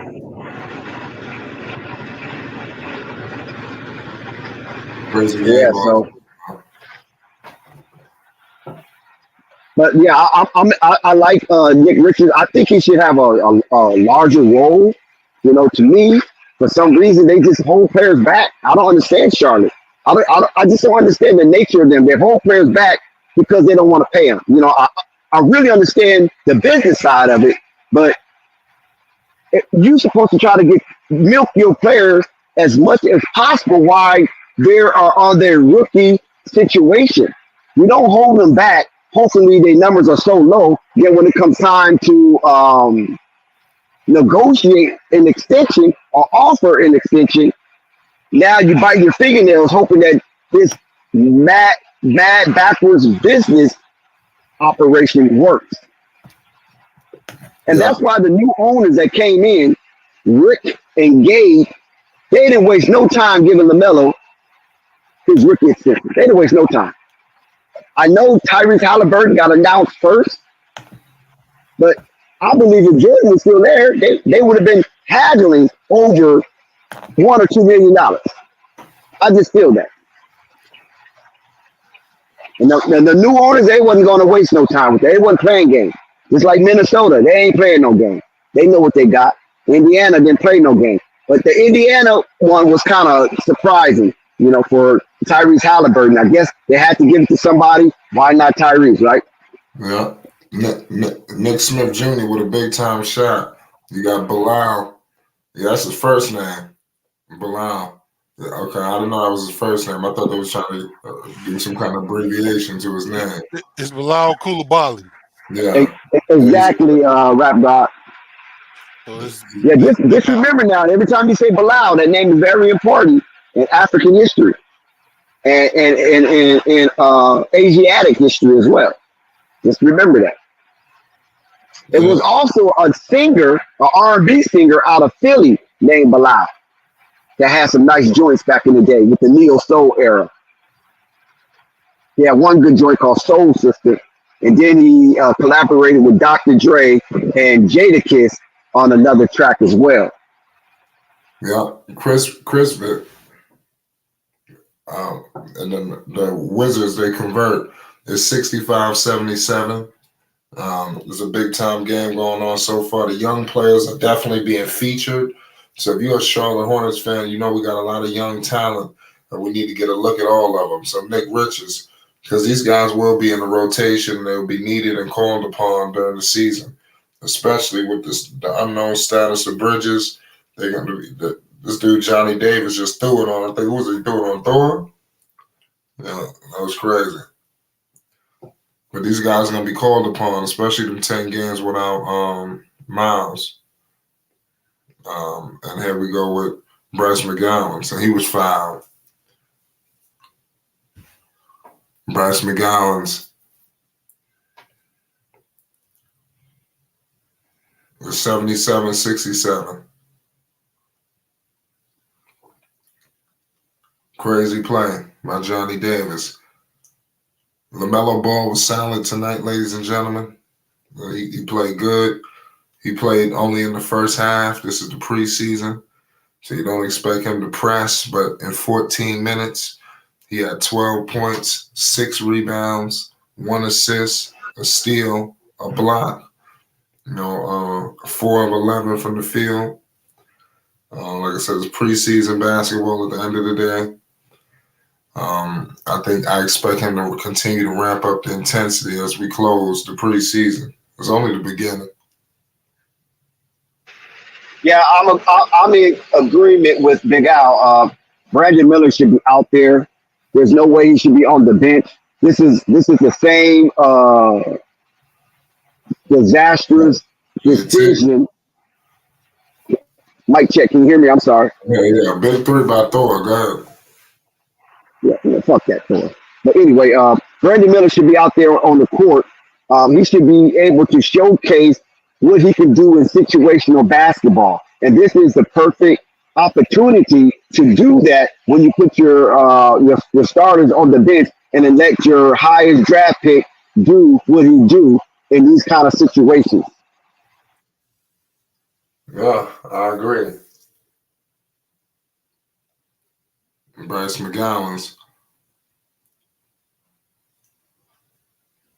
It's an unbelievable game going so far, y'all. Nick Smith Jr. gives it to Nick Richards. Sumner, screen with Richards. Done, turnover. Charlotte turns it over. Silly play between McGowan's and Nick Richards.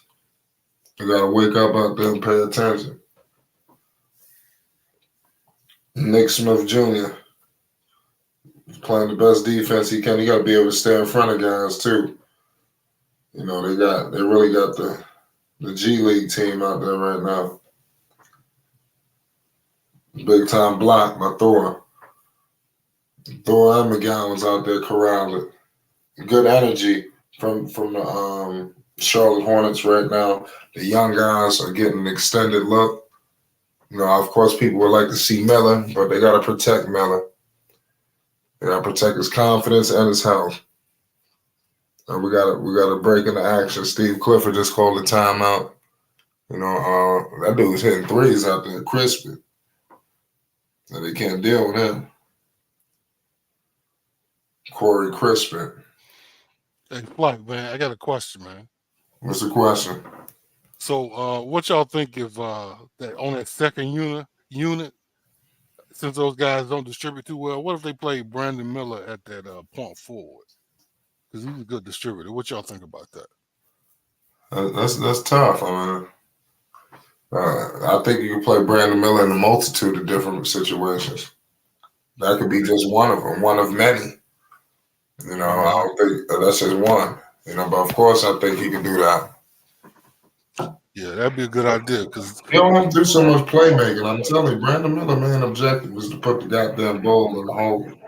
You know, that's most important. He don't gotta be the fucking playmaker of the team. It's weird. I mean, come on, man. Call it for what it is. This shit is weird. There's no way that Brandon Miller should be on the bench with this much time left to go in the game. He should be managed in situational basketball. Like I said, take him out at the 5-minute mark of the third quarter, put him back in for the 3-minute mark, and let him finish out the quarter. And that way you can see if he is gaining confidence to closing out quarters. And you do the same thing in the fourth quarter. You let him play for about the first 5 minutes of the fourth quarter. You take him out, and then you bring him back in the 5-minute mark and let him close out the game. Because the 5-minute zone in the fourth quarter represents crunch time. You want to see how his heart palpitates in those kind of situations. You want to see if he got ice running through his veins or he's just a yellowback. And you will never find out if you're taking him out of the game stupid wise, like Clippy and this damn dumb organization is doing, and you suffocating his character on the floor. Not his character outside basketball, but his character on the floor in these type of pressure moments. Let's see what this young man can do. You picked him at number 2 for crying out loud. Get your worth out the kid. Well, I hope so. I hope so. Hey, can I add something on that? What's that? Oh, so that's the thing. So Flight, you right. He doesn't need to get hurt. But my point is he's playing good. He's playing okay. But he need to get his confidence to where he can score like you're talking about. I don't think he got it yet. I mean, he's doing everything else but that. So why not put him out there to get the easy? Listen, I think you take it easy. Listen, he's the second. I disagree with you on that. I do too, man. You know how you take it easy, Flight? You teach him how to manage his minutes while he's on the court, how to rest, when to kind of lay off. These are the situations you teach him. So when you go back and look at film, you can say in this situation where it was crucial closing out the quarter, you was doing this instead of that. Or you was doing this, keep doing that. You follow what I'm saying? And you coach him along visually. But sitting him down in a situation like this, dude, you got Kyle Kuzma and Jordan Poole playing into the third quarter, and that's the meat of the Washington Wizards team. How are you going to roll out Brandon Miller pans gently when he's your number 2 pick and he's 21 years old? What do you mean by getting hurt? Why is that even a concern right now? The boy Bones and his structure is ready to play basketball all freaking day. Where do we get to the point where we got to walk on eggshells with this weak generation, for crying out loud? Get the kid out there, let him play, and then school him on film. Well, I agree with that. No, but we get into the tail end of this game. Go a little over 7 minutes left. What you was about to say, Big Al? Yeah, so I agree with what Dex is saying, but on top of that, I mean, again, I reiterate the fact that his point production hasn't been as high. But now, if he was producing point wise, I would say, yeah, take him out. You know, preserve him, make sure he's okay. But I'm saying,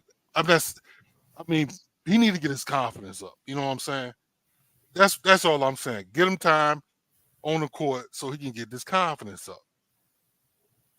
That's all I'm saying, man. I hope so. He need to put them buckets in so he can get that confidence, and he not struggling when he's in prime time. You know what I'm saying? That's all I'm saying. But well, we got this kid Sumner still out there. We still got some young assets out there. I would have liked to see Amari Bailey. I don't know what's going on with that situation. But Smith Jr. is out there. Screen and roll with Nick Smith, with Nick Richards, and then you got a 3-ball. Couldn't convert by JT Thor. The Washington Wizards couldn't convert. Big time board by Nick Richards. Bryce McGowan's bringing the ball up the floor, shaking and baking, dumps it to Nick Richards. Gives it to Nick Smith Jr. He's operating in the mid-range. Nick Smith kicks out to McGowan's, and McGowan's couldn't convert. These are the plays, I think, for Bryce McGowan's to take his game to the next level. He's got to be able to make that corner 3. Like I say, he continues to miss. All of these guys got to start hitting their threes. Because that's going to open up the floor for Lamelo. That's another thing. Like, look who his shooters are. Yeah, it's not always a good look. Amari Bailey in the game now. Who? Amari Bailey. Good. Mm-hmm. It's about time he got some minutes. I think they're going to Greensboro. Yeah. So this probably the squad that Clifford, I guess he's trying to get, like you said, gauge who's ready with the younger guys. Yeah, I mean, I remember when they drafted Bailey. I remember Mitch Kupchak said he was going to go through the developmental program. So they probably have plans to send him to Greensboro. Which ain't bad. I mean, people think Greensboro's the end of the world, but it's not. Amari Bailey operating. He gives it to JT Thor. JT Thor shaking and baking. Kicks it out to Sumner, and he was fouled. 84-76. This was a great game, I must admit. Of course, we all would have liked to see more of LaMelo Ball, but I mean, it is what it is. It's a little over 6 minutes. We got JT Thor operating all the way to the cup, and he was fouled. JT Thor is about to get 2 shots. A good aggressive play. All of these guys shoot the ball a little too much. I think all of these guys need to start taking it in the paint, and they're working their game on the outside. You know, JT Thor coming in the game immediately launching threes. You know, I think sometimes he need to, especially if his 3 is not falling, go to the paint. You know, then after that, then start taking outside shots. But just don't jump the gun just to do it. You know, that's just my opinion. Nah, Murgod, he's definitely not coming back in, Murgod. He's done for the day. That's over.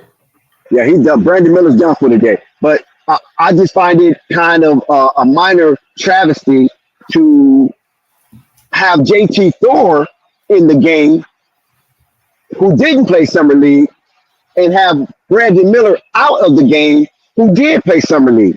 Make up your mind. How you going to develop your players? See, that's the type of confusion that goes into the mind of these players. So if JT Thor is good enough to not play in Summer League, then why JT Thor ain't good enough to get more minutes? And if Brandon Miller needs to develop to play Summer League, why not Brandon Miller can't be developed more in the preseason by being in situational basketball, because he is your highest draft pick since LaMelo Ball. Absolutely. You know, it's 86-76. Crazy game going so far. 10-point game. 10-point game, y'all. We're going to the tail end of this ball game. Let's see if the Charlotte Hornets can hold on, or are they going to let the team back in like they did with the Miami Heat. Remember, they should have beat Miami. When Melo sat down, that game was over. Nick Richards out here defending, y'all. Didn't Amari Bailey play point guard in college? Yeah, he was a combo. Okay, I feel like he should He be playing definitely had point the guard. ball. I feel like he should be playing point guard instead of Nick Smith Jr. Listen, I don't know what they're gonna do. I like the players they got on the roster. I don't feel like they need to have shitty backup point guards. Yeah. I'd rather let some of these guys develop, but they might not be ready. Like I said, Bailey going to Greensboro for sure. I don't know about Nick Smith, but I would say he's gonna go too. No, Nick Smith is not going to Greensboro. Oh, I you mean, said he's Nick Smith. My bad. You said Nick Smith. I'm thinking Nick Richards. no, Nick Smith. I can see Nick Smith in Greensboro. No, they didn't put Frankie Cigarettes in Greensboro. Shit. Nah, He need well, more development than anybody in the team. he gonna fall out the rotation. As a defender, he's Frankie unplayable. Cigarettes over there sucking up a roster slot. Yeah. He must be a favor, man. I'm telling you, Mike must have owed somebody a favor in a bet or something to sign Frankie Cigarettes. That had to be a lost bet.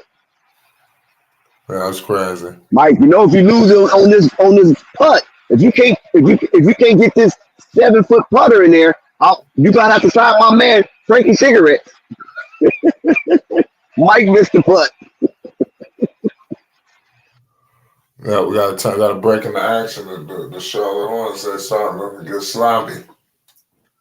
Yo, what's up? What's good, Purple? What's your thoughts on the Baby. situation? My phone went out, and when I tried to pull back up the game, I couldn't get it. So I only seen like the whole first quarter and then a little bit of the second. But Okay, were you listening to this? no, my phone went out. I Oh. couldn't. I had to get my stuff back up. I had to get a new phone, basically. I went and get it immediately. But I just wanted to ask. I was gonna say Gemini. Al, what did you think of in the first quarter of PJ's defense? Like, PJ's defense. Because I want to see what you say to think if we thinking the same thing. I'm just asking real for talk, Purple. I'll be honest. I ain't really paying attention, man. He did okay. I would say he did okay. I'm trying to figure out who he guarded. He did okay.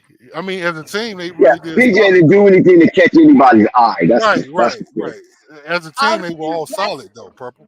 The reason why I asked, because I happened to notice that he put him on, like, I guess it was set up for PJ to be on Kuzma, and Kuzma was killing PJ to the point where Brandon Miller and them was you go back and look at the clips. He was. They did try to make an adjustment where But Purple. But what? Okay, go ahead. My bad. Now, at first, I was like, what's Miller? Because Miller to me is more athletic than PJ is. And then whoever Miller was guarding, let PJ guard them, because I felt like Kuzma was just, attacking him, putting the ball on the floor. And to me, what it looked like to me was that PJ was out of position a lot, because Kuzma and them, I was very surprised that the Washington coaches and everything chose to come out and attack the Hornets, they interior defense. Especially with Mark Williams in the game, and I felt like PJ was losing Kuzma a lot.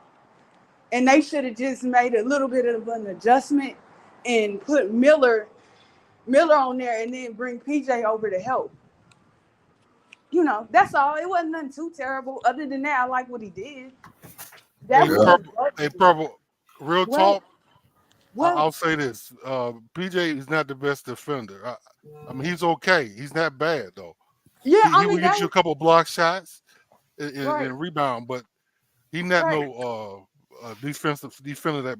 No, he ain't nothing defensive. I mean, he's all right. He ain't a liability, but he's okay. He's a good player. Yeah, it's just that, it was irritating me, because I'm like, come on. At first, I thought it was Miller. I was like, okay, Miller playing some bad defense. That's terrible. And then I looked again, and I was like, oh, that's PJ.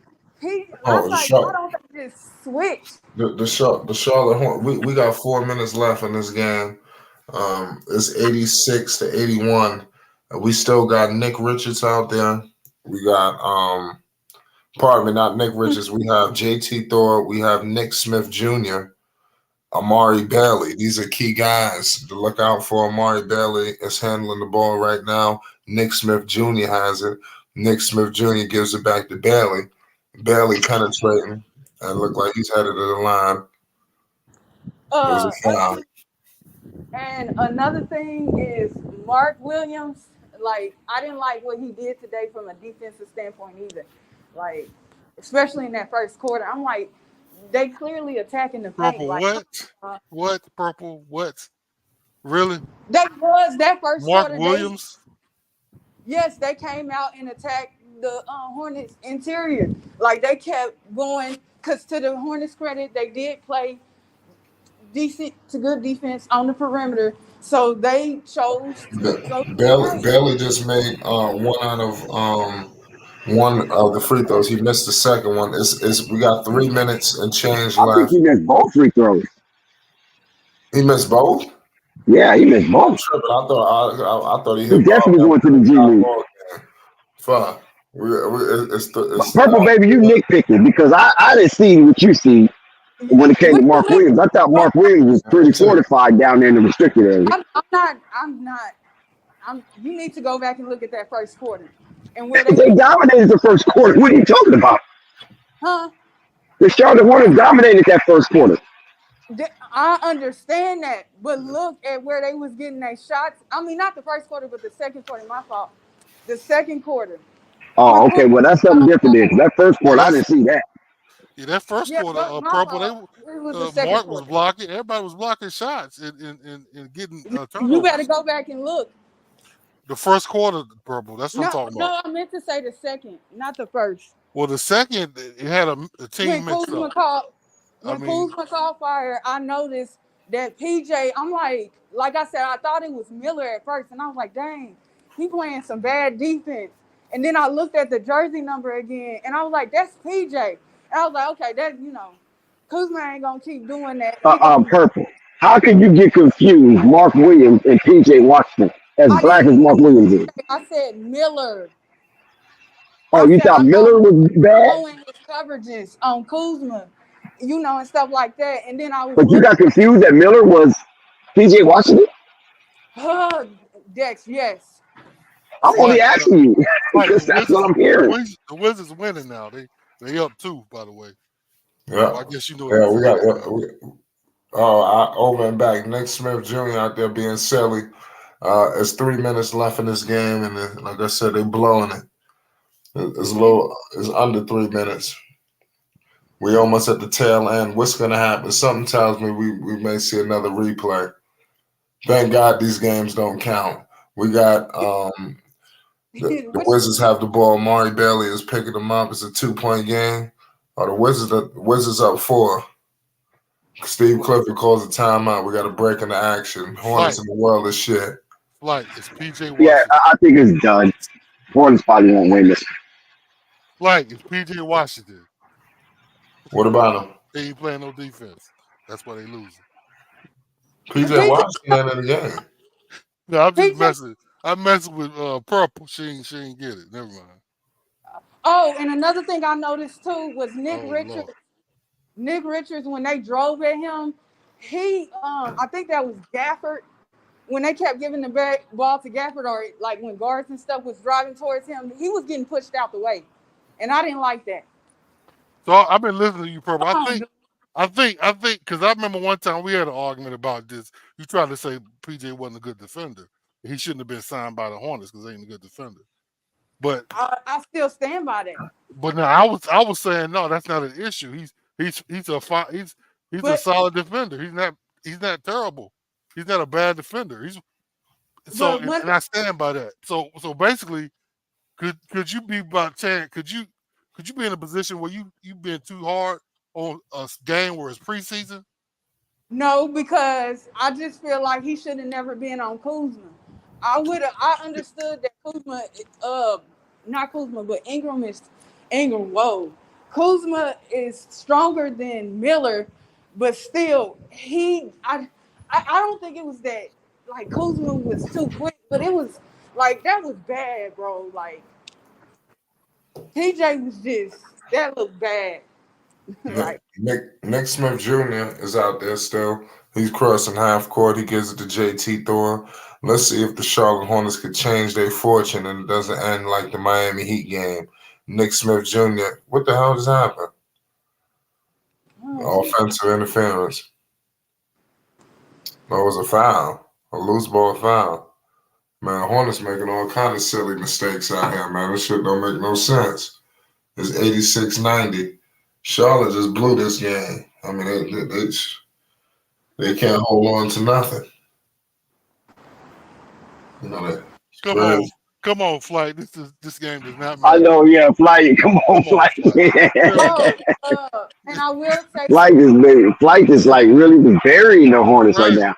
He going in. When we saw the first five of the Hornets dominate the Wizards like it wasn't nothing, so that is what you should be focused on, because it's the last remnants of the Charlotte Hornets that entered the game. They're not going to be on the 17-man roster.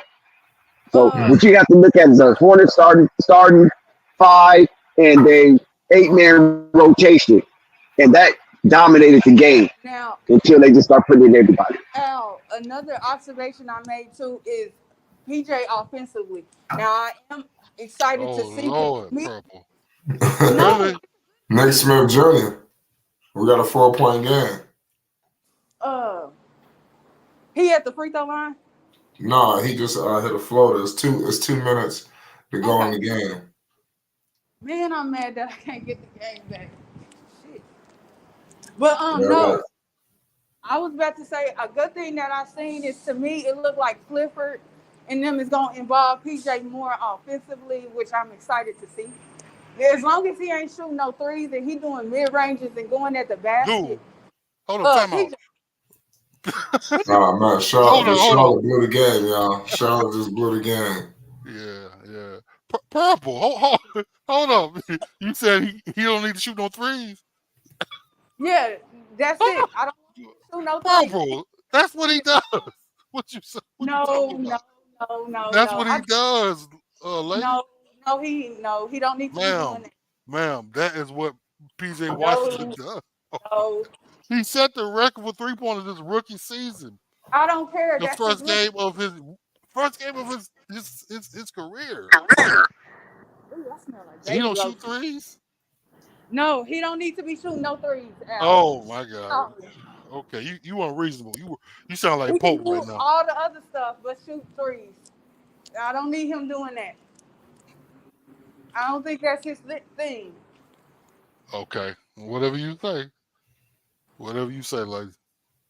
And then I think, to me, PJ is, I want to see him like more in the post. I think he'll be better guarding people in the post. Now, he ain't going to shut nobody down, of course. But as long as he ain't on the perimeter. Yeah. It's 88-96. This was a good game for Charlotte. I don't think you can ask for anything better. Too bad they couldn't seal the deal. Nick Smith Jr. gives it to JT Thor, and JT Thor couldn't convert it. Crazy. It looked like Thor. I ain't going to lie. I was like, dang, that nigga look taller. Say it one more time. I said it looked like JT Thor grew to me, because I was looking at him. I'm like, he looked taller than what I remember him coming in as. Did he hit the growth spurt or something? Yeah, I think so. Who hit a growth spurt? JT Thor. Because he looked taller to me than when he came Oh, no, I in. Lamelo hit a growth spurt. Lamelo was 2 inches. Lamelo, because they say he's like 9. Oh, But that's Really? He's 6'9" now? Yeah, Wow, Yeah, that's crazy. that's what they say. He was 6'7" and he's 6'9". yeah. Yo, JT Thor shoot like Lamar Odom. Yeah, he looks bigger. That's Yo, one thing I Yo, what you think about that? JT Thor shoot like Lamar Odom. Hey, like, listen. They got the same form. Don't do him like that. but not the same result. Yeah. Like Lamar He can Odom. be a poor man's Lamar Odom. Lamar, he's in a poor man Lamar Odom. Because Lamar Odom would cash that three. You leave him out there in that 3-point line, he'll cash that thing. Yeah, We all We're not even talking about his ball handling skills. Lamar Odom will run the whole offense. So I mean, No, Yep, he'll run your offense. That's true. I seen Lamar go at it, boy. I think I seen Lamar score like 33 points before. Yeah, Lamar was sick. This nigga said Lamar control the whole fucking offense. No, that's true. Well, that's the game. Starting to lose. They go down by 8. 98-92. Washington Wizards cover the spread. This motherfucker Nick Smith fuck around, step out of bounds. Like an idiot. Listen to this, Flight. The Washington Wizards scored 35 points in the fourth quarter, while the Charlotte Hornets scored 17. Oh, unbelievable.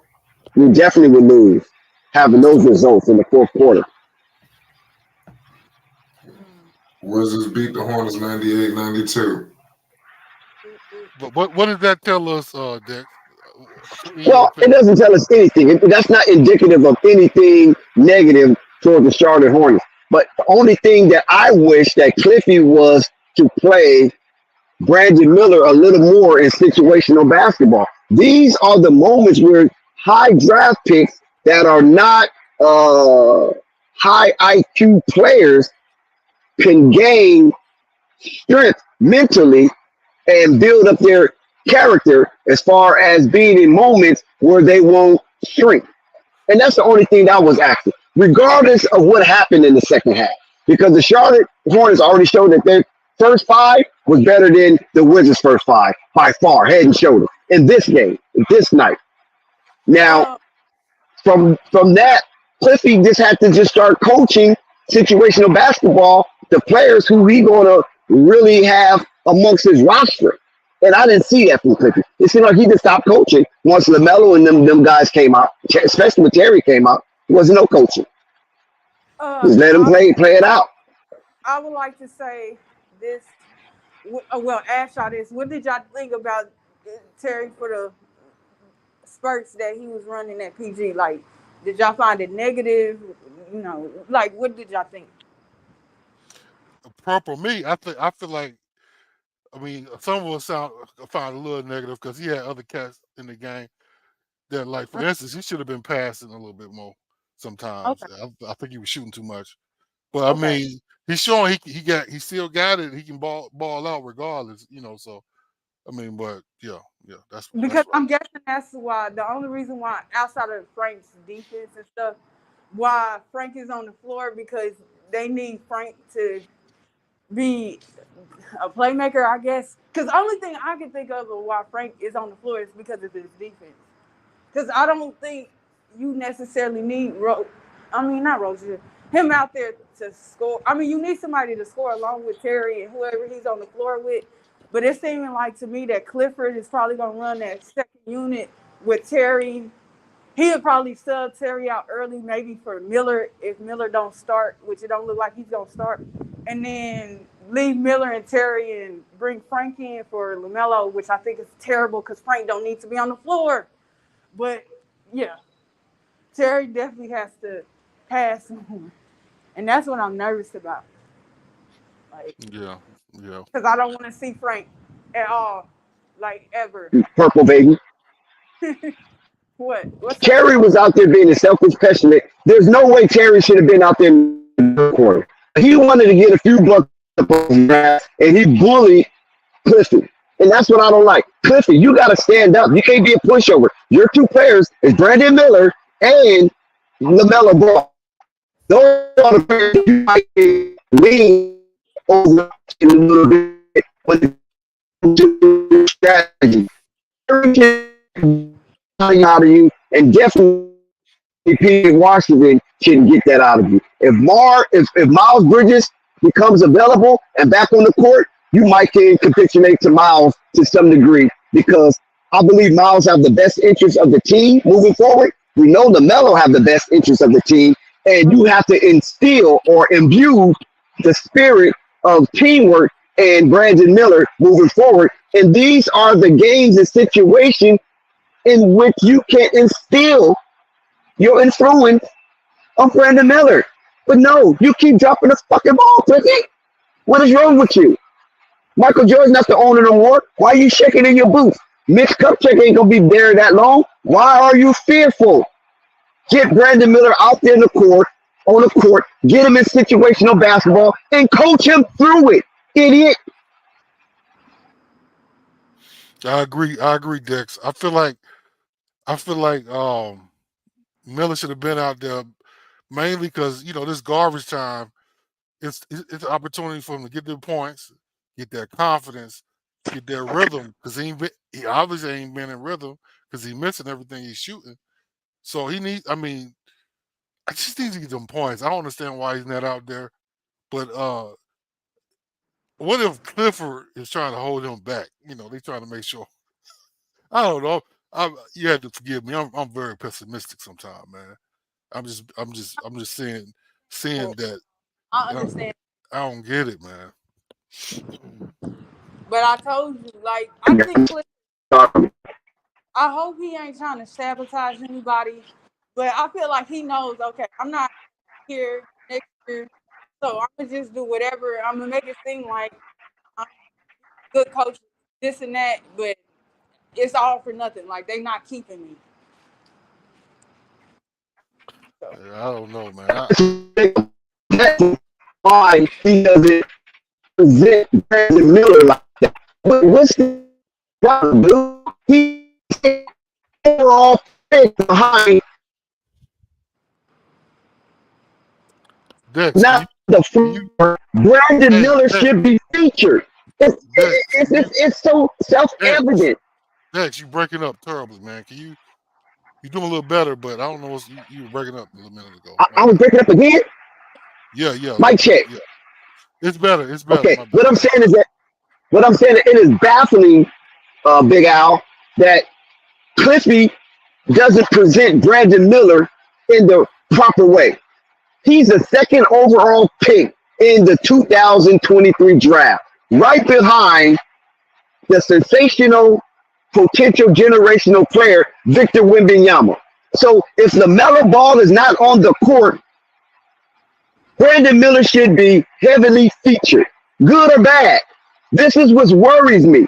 Why are you guys walking on eggshells with fucking Brandon Miller? He's number 2 pick for a reason. Get him out there, showcase him, let him make all his mistakes now, and then coach him in situational basketball. What is so wrong with that? I've been watching a lot of basketball all my life, and that is how the vicissitudes of young players come through the corridors of the NBA. You let them make the mistakes in preseason, and then you coach them through situational basketball while the starters are resting because the starters know preseason doesn't really mean nothing but get in shape and get some type of chemistry going. So you feed the young players, and then you present the young players so your fan base can have something to cheer for and look forward into the future. Right, because if you're making a mistake in the when the real games start, you're gonna sit them. You're gonna sit them. So get this nigga some time. So like you said, he can make some mistakes in preseason where it does not matter a damn bit. So when he get in the season, it's a higher percentage of a chance that he balls out with, like most of us know he can. So I mean, I don't get it either, man. I don't get it. I'm starting to think, Big Al, Mitty has a lot to do with this. Especially I say, well, maybe it's Michael Jordan. Michael Jordan is not even really relevant right now. The person that's relevant with the Charlotte Hornets right now is Mitch Kupchak. Let's be honest. Because he's a liaison from the executive branch of the Charlotte Hornets on down to the coaching staff to the players. So who is telling Cliffy to present Brandon Miller in this way?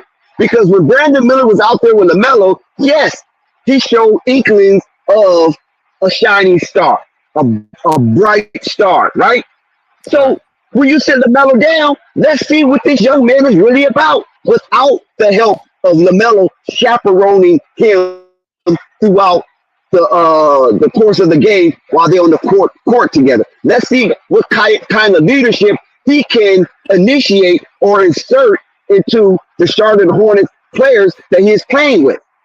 I don't understand what the hell this dude Clifford is doing. I mean, So it's this really vexing to me. this is the only thing I can make sense out of.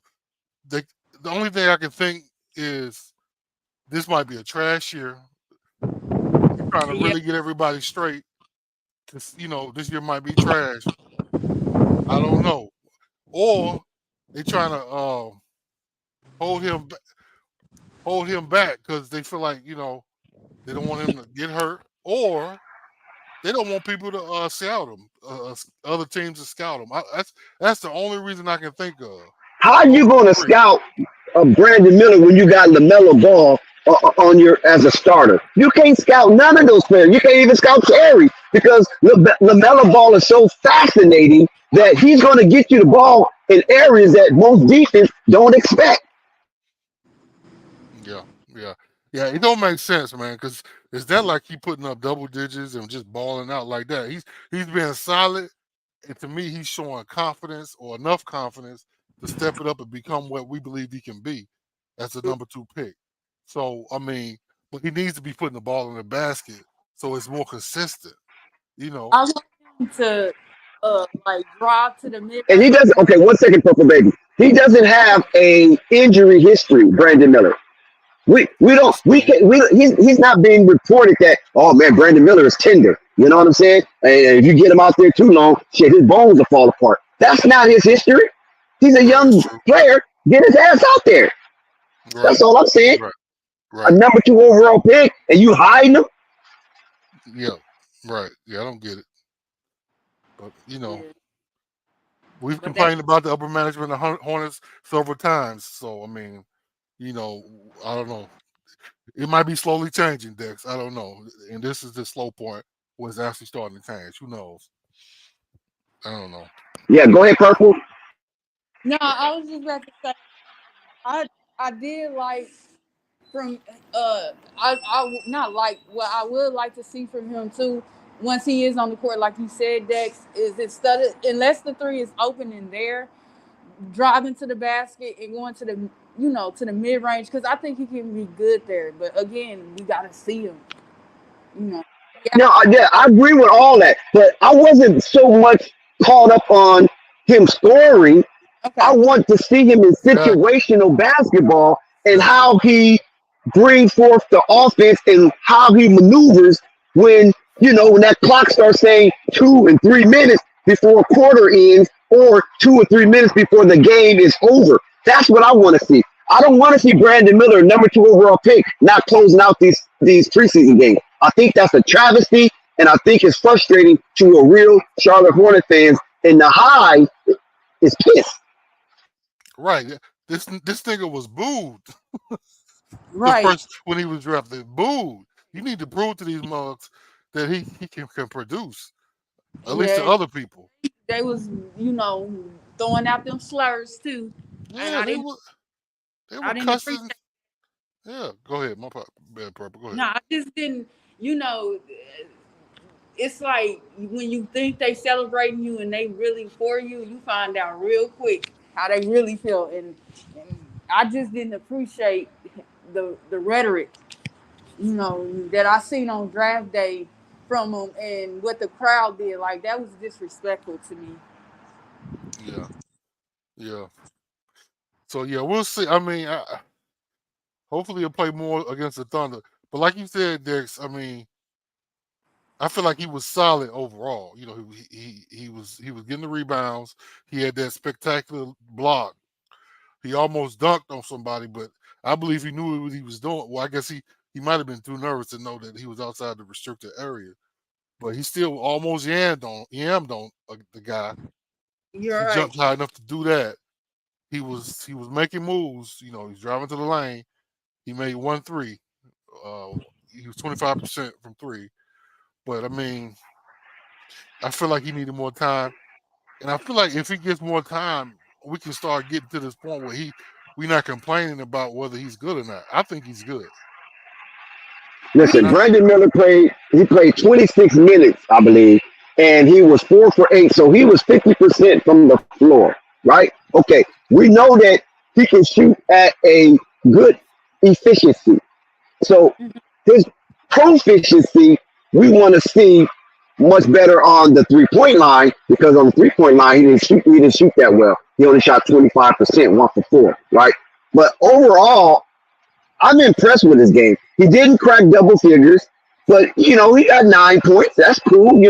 Lamelo only had 12, and Terry Rozier finished out to be the high scorer, 13. And I think that's all he wanted because last game Lamelo was a high scorer, and Terry Rozier, was right below Lamelo. This game he made it a point to stay in longer to get that one extra bucket, and then he went out the game. So this type of stuff is silly. It's disgraceful when you stat watching and things of that nature, and you clandestinely competing against your own teammate. Terry Rozier had no business playing that third quarter. We all know that. Those minutes could have been aggregated to Brandon Miller. And like I said, I hope next game Brandon Miller is You breaking up again, Dex. You breaking up, Dex.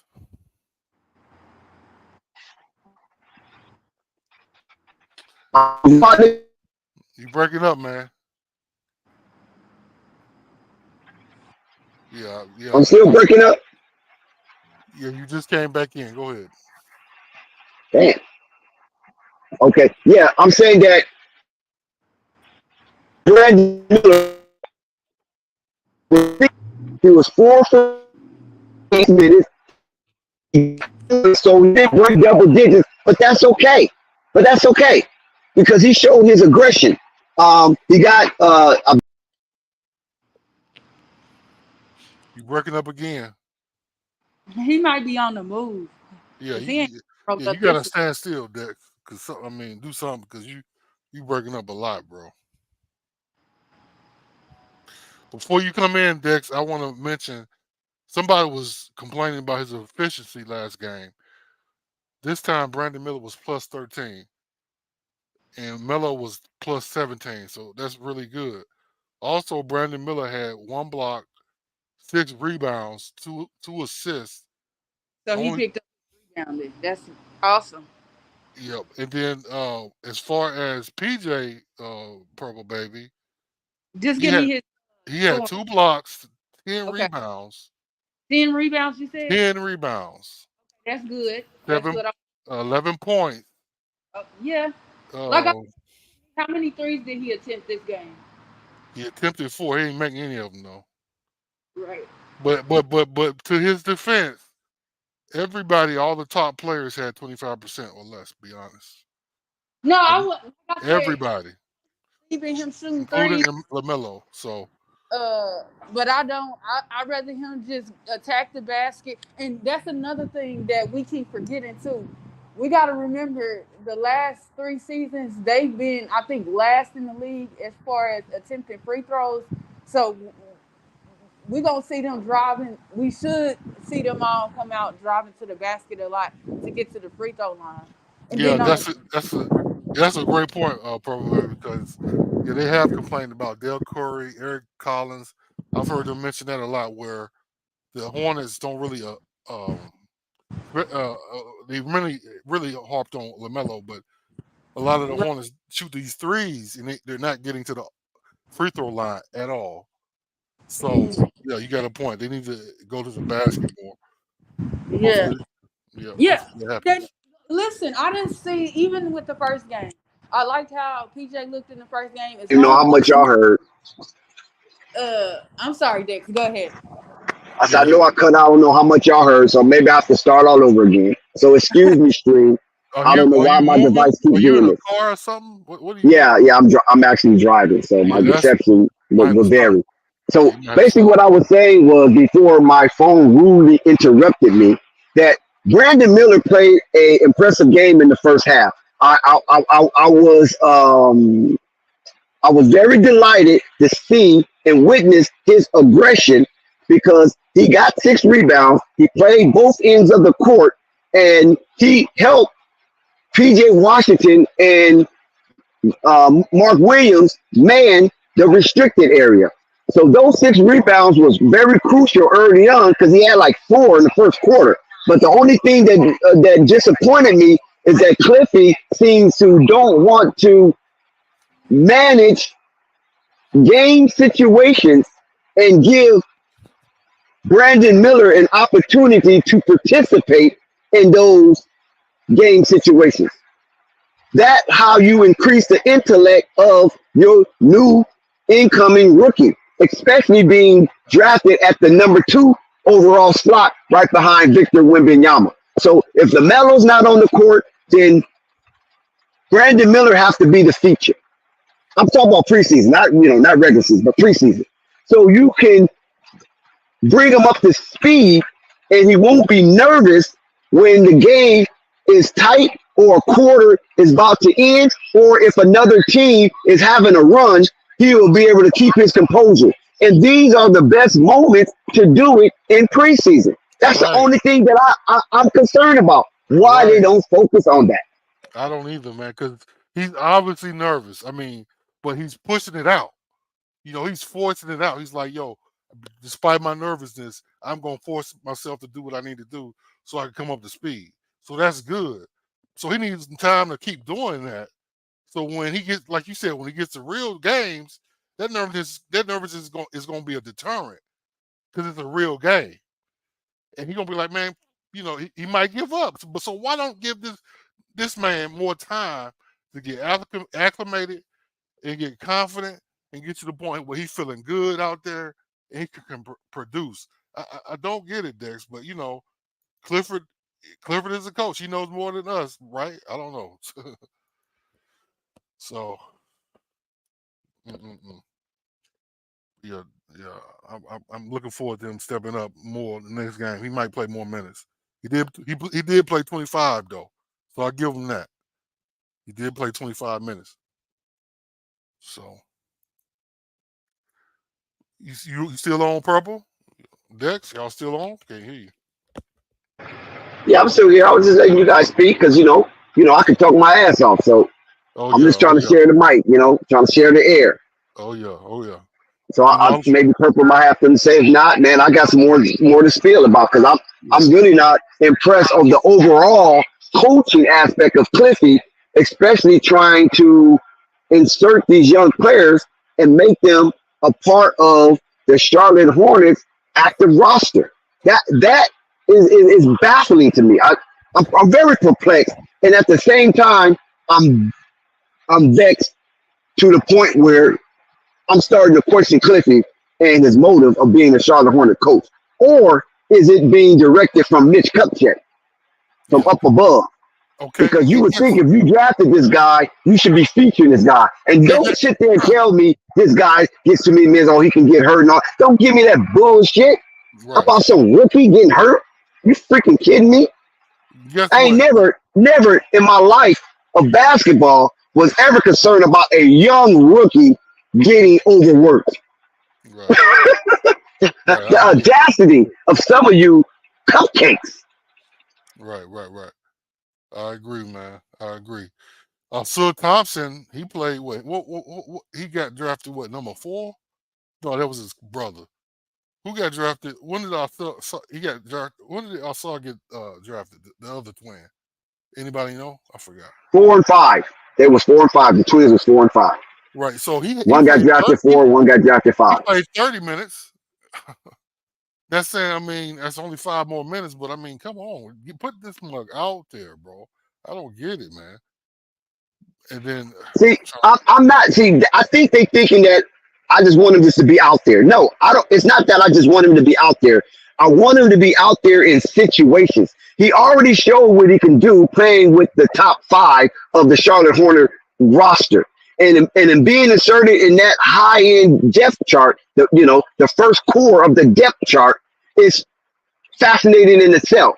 So right there's a promotion for Brandon Miller because of Gordon Hayward getting play. Now that he played with those starting 5, the best 5 of your team, now when you take out those 5 or those 4 players, now feature him with the lesser tier, but feature him as maybe a playmaker and not somebody just sitting in the corner waiting on Nick Richards or Frankie Cigarettes to pass him the ball, because they ain't going to do it. They ain't going to pass him the ball. So you put the ball in their hand, in Brandon Miller's hands, and let him work a little point forward just to test to see what this guy's made of in situations. That's all I'm saying. I'm not worried about his scoring. He already showed me that when he was out there with Lamelo and them. He already showed me he could rebound. He already showed me his aggression. I'm accepting of that, and it impressed me. But now let's see what he can do between the ears, because out there with Lamelo and Terry Rozier and PJ Washington, that's just being reactive. That's not showing me what you got between your ears. So it's up to Cliffy to provide that atmosphere for Brandon Miller, because he can't put himself in the game. Well, Dex, I'm glad you took my evaluation, bro. I'm glad you took advantage of it. I'm here to teach and explain basketball. I'm glad you took my evaluation on Miller being that point forward for that second unit. I believe if he was that second unit's point forward, he would not only produce, but he would help the scrubs produce, just like Melo does for the whole team. So good job on that evaluation. Yeah, I mean, it's honestly common sense. And, you know, with the Hornets, a lot of times the sense is not common. So I just have to point it out, because it's just basic. It's fundamental. That's what you do with your high draft pick that you might have doubts about, or the fans might have doubts about. You got to acclimate him in a favorable situation. You know what I'm saying? And these are the times you do it, because, like I said, this is nothing but training camp. Preseason is an extension of training camp. That's all it is. It ain't nothing more. It ain't nothing less. Only thing you're doing is playing against people that is not a part of your squad. That's it. Yeah, I'm baffled by it. I mean, at least have him play all of the third fucking quarter. At least. I mean, he needs time. I don't get it. It's not like he was balling out first game. He did good. He did good. He didn't ball out this game, but he did good. Give this man time to score what? He could have scored 20 points if he would have been on the damn court. And I mean, and if he had that kind of production, look forward to the season if he's doing that kind of production. You trying to play a video? My bad. No, yeah, that was something different. Sometimes I hit the wrong button, and it wasn't about the win and the loss, right? That I wasn't concerned about. Exactly. That wasn't a big deal for me. You know, if they win or if they lost, that wasn't no big deal for me. I just want him to be coached in situational basketball, so he can be a smart player playing alongside Lamelo and increase their chances of winning. Exactly. More time is nothing but more confidence. That's all it is. That's for any basketball player. Me, anybody that play ball, they know that. You got to get on the court to get your confidence up, get rid of the butterflies in your stomach, and you know, produce. I mean, that's what it takes. So, I mean, if you want to let them play in a pointless game, what does that say about the season? You know, we'll see, though. I don't know, man. We might be looking too far into it. Well, I don't know if you're looking far into it. It's just that it just makes sense. This is how you roll out your high draft pick. Okay, the first game, okay, cool. You got to get your main ingredients cooking. Okay, they had the first game. They got their feet wet. They played a terrific first quarter. So now you're not going to play them. That's what I said. I don't know why Terry Rozier even played one dribble in the third quarter. That was asinine. But now you have an opportunity to have a whole half of basketball focus on your number 2 draft pick, and you just manage it the way you see best, but manage it and insert him. That's it. There's nothing too difficult about that. And that was was perplexing to me when it came to Clifford. Right, I agree. I agree. Oh man. Well, they play Sunday, the Thunder. So I mean, that's another opportunity because it's not like they're a great team. So hopefully he gets plenty of time. Sunday. I mean, because I mean, again, I say this, Dex, for the regular season, he needs to be in a position where actually Clifford has more confidence in him. You know, and he's balling out, and he's like, "Yo, Brandon is ready to really contribute." And so, I mean, giving this man time is allowing that to take place. And then, not only that, I mean, it's in preseason, bro. Why not play this nigga a lot more so he gets acclimated? Because when the regular season comes, Clifford, I think he worse than Borrego when it comes to you making mistakes. He'll put you on the bench and you won't play again. I mean, so I mean, Clifford needs to have more confidence in Brandon, and Brandon needs to have more confidence. Unless this mug has been producing it in training camp and balling out, we just hadn't seen it because of course we ain't seen training camp like that. Unless that's what's taking place, I don't get it, man. And like I told you before, I said this on the string one time, and this last thing I'll say. On the string, I told you I hate the way Clifford coaches. I hated how he coached with Kimber.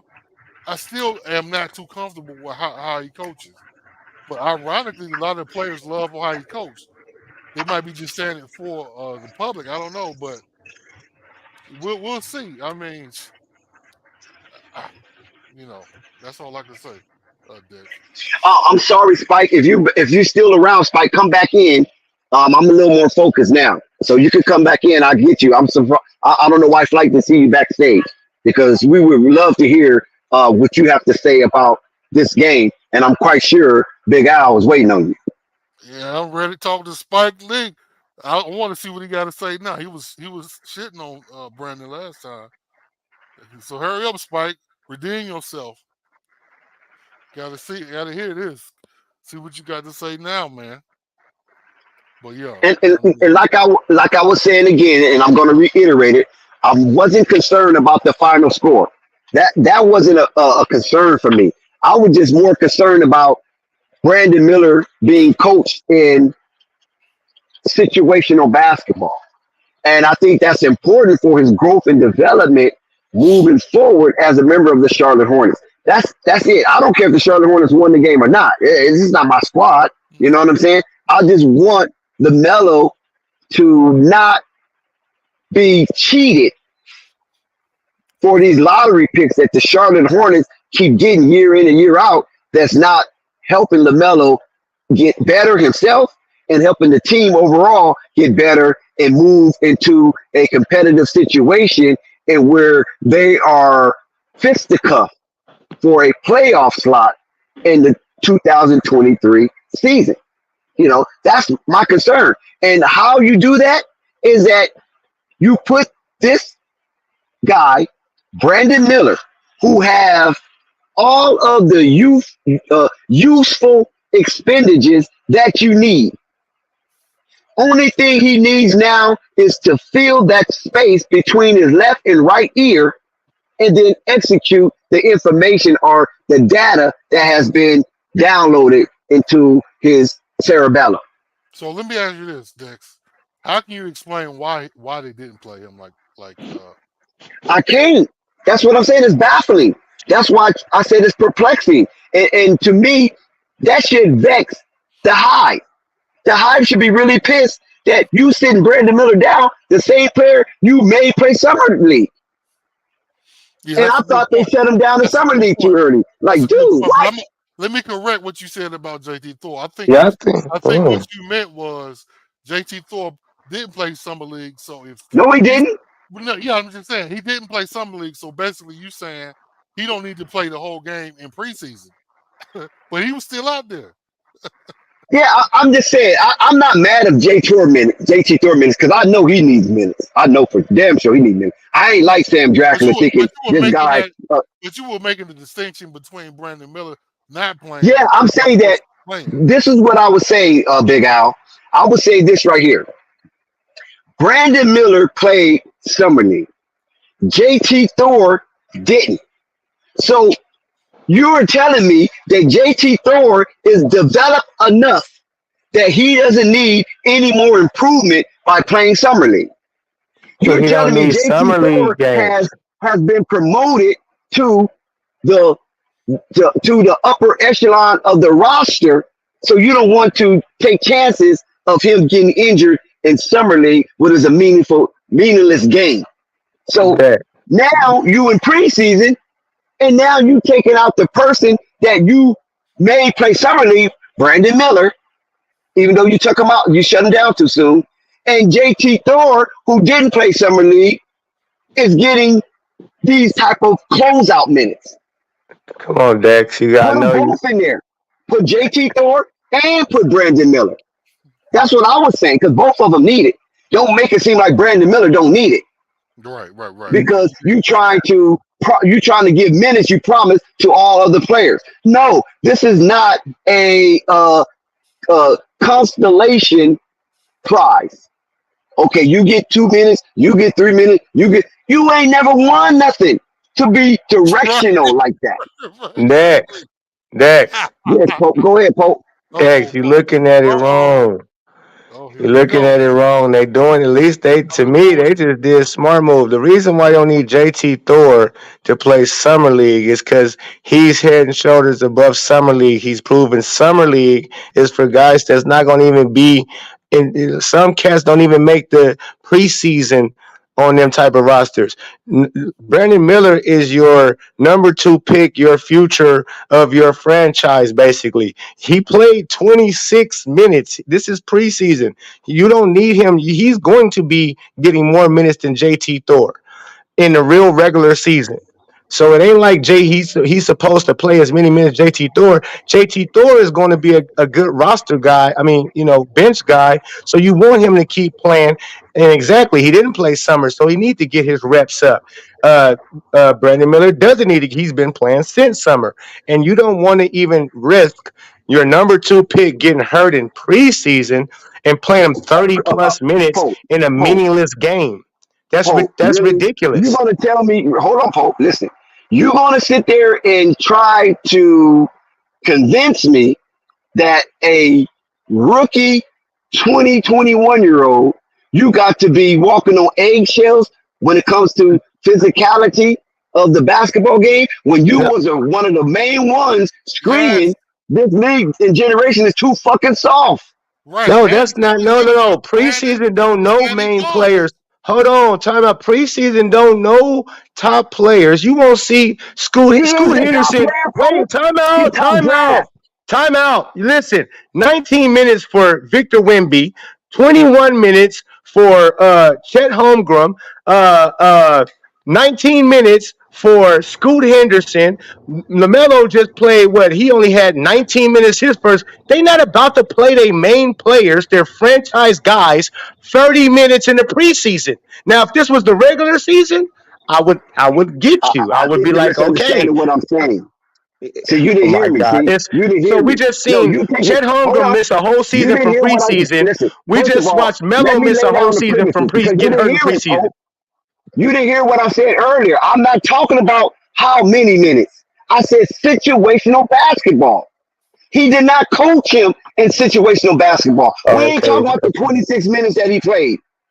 There's a That's lot of minutes in irrelevant. preseason. No, I'm not talking about no consecutive minutes. That's irrelevant. What I'm talking about him being coached situationally. Now, in the first quarter, he already showed us what he can do with the starting core, right? Because he played with the best of Charlotte players, except Gordon Hayward. He's the only player that he didn't play with yet is Gordon Hayward. So he showed us what he could do with the upper echelon talent of the Charlotte Hornets. Now you coach him situationally. I say, what? Bring him in the last 3 minutes of a quarter. If you brought him in last 3 minutes of a quarter, that's 9 freaking minutes left to play, right? 9 minutes. 3, 3, 3. After the first quarter, whatever minutes he got the first quarter, that's what he got. Now, from that point on, you coach him situationally because you want him to have more between his ears than air, more substance than air. And the way that Cliffy is doing it, I can see the pattern in the trend that he ain't doing it right. Not for a player of Brandon Miller's ilk. He is not doing it right because all he's doing is giving players minutes and they just out there scrambling. But LaMelo Ball is not going to let the ship just fall, or sink, not while he's on watch. So it's going to look good. But if you, as a coach, like you say you are, and you have a player like that you trying to acclimate, and before you even acclimate him, you want him to matriculate into the speed, into the wherewithal of NBA basketball. Then you can acclimate him. You can insert him in at certain times. But now in the summer league, it's meaningless, right? Summer league is meaningless. You don't take none of these statistics with you into the regular season. So that's why you coach him situationally. So if you gave him 10 minutes in the first quarter, then the second quarter, you can give him the back three to close it out, to let him feel out what it's like closing out at halftime.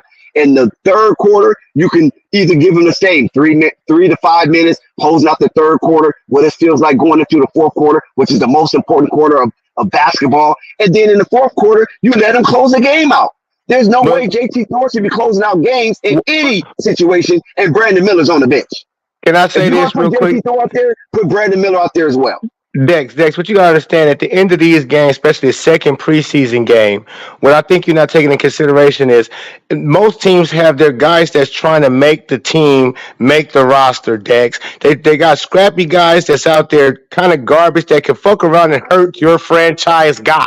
So I not want you out there playing with the bums, doing bum minutes in a preseason meaningless game. I'd rather have JT Thor take that hit. If anybody's gonna take a hit because people scrapping, diving after loose balls, they trying to make the team. I don't need you out here against these guys. Pope, Hey, now listen, Pope. Listen, go back to the LaMelo rookie season. 2020 was not LaMelo Ball closing out preseason games. Dex, I can't go. I can't really think back that far. I'm telling you, he was. If you say he was closing out, and that's why they wanted him to start disagree with that because he did such a good job. Oh yeah, I would disagree with having him close out in them type of situations. Unless now in a third and fourth preseason game, yeah, that's when you're gonna start seeing starters and the franchise guys play more in the fourth quarter. Oh, listen, I'm gonna go with that. So you got 2 more games left, right? Yeah, you got 2 more games left. So let's see if that occurs then. So I'm gonna go ahead and back up. I'm gonna give you that one, Pope. Let's see these last 2 games. Do they start coaching Brandon Miller, they number 2 overall pick, a gentleman that got picked higher than LaMelo Ball? He's a highest draft pick since LaMelo Ball and the highest since Grandma Moss. So let's see. Yeah, let's see if they coach him that way. Well, if they don't, they screwing up royally. I want to see if he continues the aggressiveness. That's the Mecca Okafor. That was the high. Mecca Okafor. Say that again. Mecca Okafor was the highest. He was picked number 1. Oh, since Grandma Mom, he was picked number 1. Yeah. Al, you sound like you look like a Mecca Okafor, nigga. So since Emeka Okafor, he is the highest picked player. You know what I'm saying, Pope? So if you picking somebody that high, you should be giving him situational basketball because he was a one and done. It wasn't like he stayed at Alabama for 3 years. He was a one and done. So we know we really don't know basketball. We didn't see these guys get hurt though in preseason and it'd be a whole year. That? No, because bro, you got to. It's like look at Chet Holmgren just last year. What 20-year-old that you gonna look at in the YMCA gym? Hey man, don't play too much, man, because you just might get hurt. No, I appreciate like you said. You gonna tell that 20-year-old man, run, man. It's situational, Dex. When was Jello last year getting into the game? In the fourth quarter. That's when the niggas who basically is not going to make the team, they own the court in the first 2 games. See, you was doing good, but that's bad analogy because D'Angelo Ball was a walk-on. He wasn't even drafted. He was a walk-on. That's what I'm saying. That's who is in the fourth quarters of these preseasons. Pope, you don't invest the interest to a walk-on to somebody you drafted. No, what I'm telling you is, Dex, I'm saying No. So you misunderstood what I'm saying. I'm saying is players like Leangelo on other teams that's walk-ons that's trying to make the team that they are letting play in the fourth quarter. You don't want your number 2 pick going against walk-ons that's trying to make a team or at least make the No, G Sam League Walker team. played the summer league, right? No, Sam Walker played the summer Dex. league. Dex in the summer league, that's a whole different situation. Dex, when you're a What's so rookie, different? this is the difference. When you're a rookie, summer league is all about you. And when you show out in your first 1 or 2 games, if you show out like a Chet Holmgren showed out in his first 2 summer league games, they shut you down. If you show out like Paolo Banchero in his first couple summer league games, they shut you down. If you But show we out know like that's Scoot Henderson in his first 2 but see, quarters, they shut bad you down. analogy. Bad analogy Show like They'll because shut you we down. know this is Brandon recent. Hold Miller on, didn't Pope. show nothing all Listen, 6 games. hold on, Pope. See, no, don't get funny. Stay serious. Let's stay serious. Pope, we know that this is recent malfeasance when it comes to shutting these players down 1 or 2 games. That's recent. That's true. Since 2019, I think. Since I Maybe think really since Brandon Ingram had got because hurt. that's not true. That's not true. No, that's not true. That's Cause not true. Brandon Ingram got hurt was it his rookie year at Summer League? No. And then the Because the second year year, after that is Lonzo Ball Summer League. And we know they didn't never get shut down. We know Jason Tatum never got shut down. We know that Ben Simmons never got shut down. but Brandon Ingram did get shut down. No, Brandon Ingram got shut down after he showed We out. ain't talking. Listen, Pope. That's one player. We're talking about shutting players down after good games, not injury. An injury is a whole different thing. See, that's what I'm saying. Brandon Ingram, his first year, he got hurt in Summer League. The second year with Lonzo Ball, he just balled out crazy. He balled out his first 2 games and showed, nigga, I don't need to be here. He got hurt. After the first game, Brandon Ingram got hurt. But he didn't really get hurt. He just like kind of tweaked. It wasn't like a hurt. He could have played more. Like he was straight to play. It was just like kind of Scoot Henderson. It was like he had a little tweak and he could play the next game. But they like, nah, we seen enough. But that's different. I understand that right there. You shut it down. I respect that. But if you healthy and have 1 or 2 good games and getting shut down, come on, man. That shit is new. Yeah, no, it's new. I agree with you that them shutting people down like that is new. Summer league. Yeah, they played the whole summer league. But anyway, so that's why I don't accept that analogy. But more so what you said earlier, I can rock with that because if you're going to not do that the first 2 games, but the last 2 games you do it, okay, cool. Let's see if they do it because they still have an opportunity to coach Brandon Miller in situational basketball. Hey, well, fellas, listen, I gotta go because the Scoot show about to come on. You feel me? So I gotta go, and everybody don't take your screwdriver and drive it in hard. Hey, everybody, welcome to the Scoot Show. I'm out. All right, salute to Pope B. Frank. But okay, we can rock with that. What Pope just said. Okay, I will back up a little bit and let's see these last 2 games for the Charlotte Hornets. It doesn't matter win or loss. We want some of these guys develop. We want JT Thor develop, and we want Brandon Miller develop. Now, we already know Nick Richards is cool. We know Mark Williams is cool, right? We know him is cool. Only thing Mark Williams has to really work on is reaction time. So that's something that he has to put in work with. You can't teach nobody how to react faster. It's just their brain muscle and their body communicating and coordinating in a proper way to get that quick twitch and reaction time. That's just kind of a natural DNA by de facto. But listen, we can rock with what Pope said. I'm not going to try to overcome it. Let's see. Let's give Charlotte the benefit of the doubt. Let's give Coach Cliffy the benefit of the doubt and see if he's the kind of coach that really wants the best for the Charlotte Hornets by trying to instill between the ears of Brandon Miller and JT Thor situational basketball, not just running up and down the court to see who makes the most baskets and that person or that team will win. That ain't what the Charlotte Hornet needs. Charlotte Hornet has been a team in the past that was a fast-paced offense under James Borrego and was one of the top 10 offenses going into the tournament, and they got blew the hell out both times.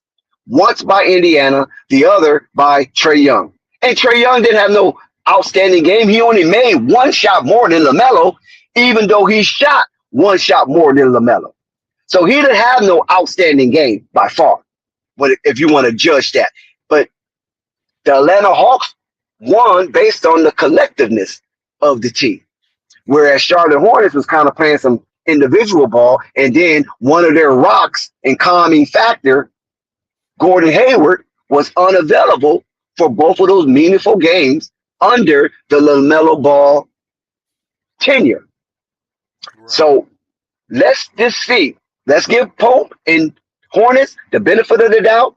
And maybe I could be overreacting. I don't know. It's just that I just seen so much basketball. I seen some summer leagues. I seen some preseasons. And I just noticed most teams in the preseason, whatever their player they drafted the highest, get featured and get coached in situational moments of the game.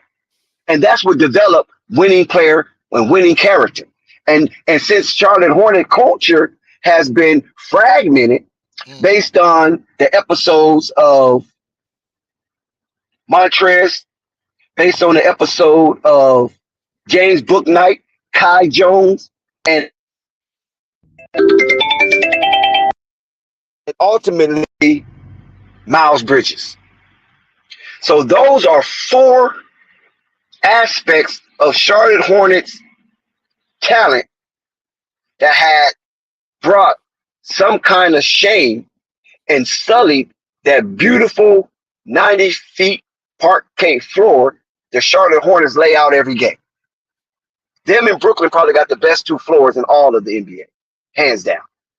And it's a toss-up of who you want more, Brooklyn or Charlotte. Oh, okay. Yeah. I'm talking about the floor scheme. Oh, Charlotte got a beautiful floor scheme, and Brooklyn got a beautiful floor scheme. The only thing is different is the color. Who you like better, purple teal, that scheme, or black and gray, that scheme? So, but what I'm saying is that they sullied that beautiful floor by getting into incidents and where you shame your GM or you engage with the law enforcement. And that right there, I don't think the two owners sit well with. So can you get this Scoot game, Dex? That's no, that's Flight have to do that. I can't see no game right now. Okay. I can just see the game cast, but not the actual game. Yeah, Scoot just had a pretty solid floater. I'll be honest, it looked good. Yeah, matter of fact, where the hell is Flight? He watching the game.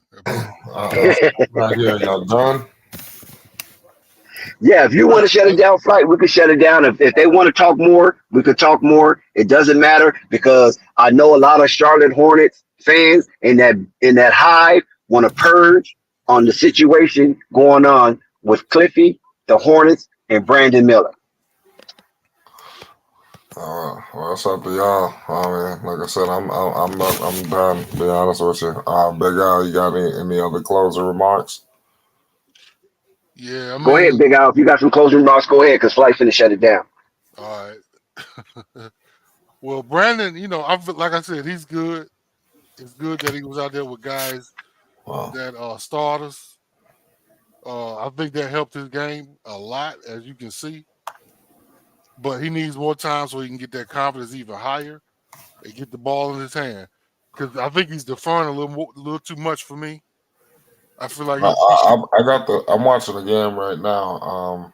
Of the Portland Trailblazers. Do I ever see? Pope said that boy unstoppable. Pope just love to aggravate people, right? Right. That's funny. This nigga said. He said, I ain't got too many fans. I should have said, nigga, what fans? You ain't got no fans. Wow. Pope get triggered. Pope get triggered by that Brandon Miller talk. Boy, he get triggered. Oh my God, Pope is a trip. Well, yeah, what was you saying, Flight? Because I'm watching this Scoop game too. I'm watching it too. I mean, I ain't gonna call it, but I mean, I'm watching it. Okay, Flight, I'm out, bro. Salute. All right, Dex. All right, Dex. Yes. Yeah, man. Well, like I said, we'll pull back up tomorrow for a hell of a stream. I appreciate y'all. All right. It was a It's good like, game. man. All right. All right. Flight Sports TV, man. That's my dude. I rolls with him. You heard what the man said. It's Flight Sports TV.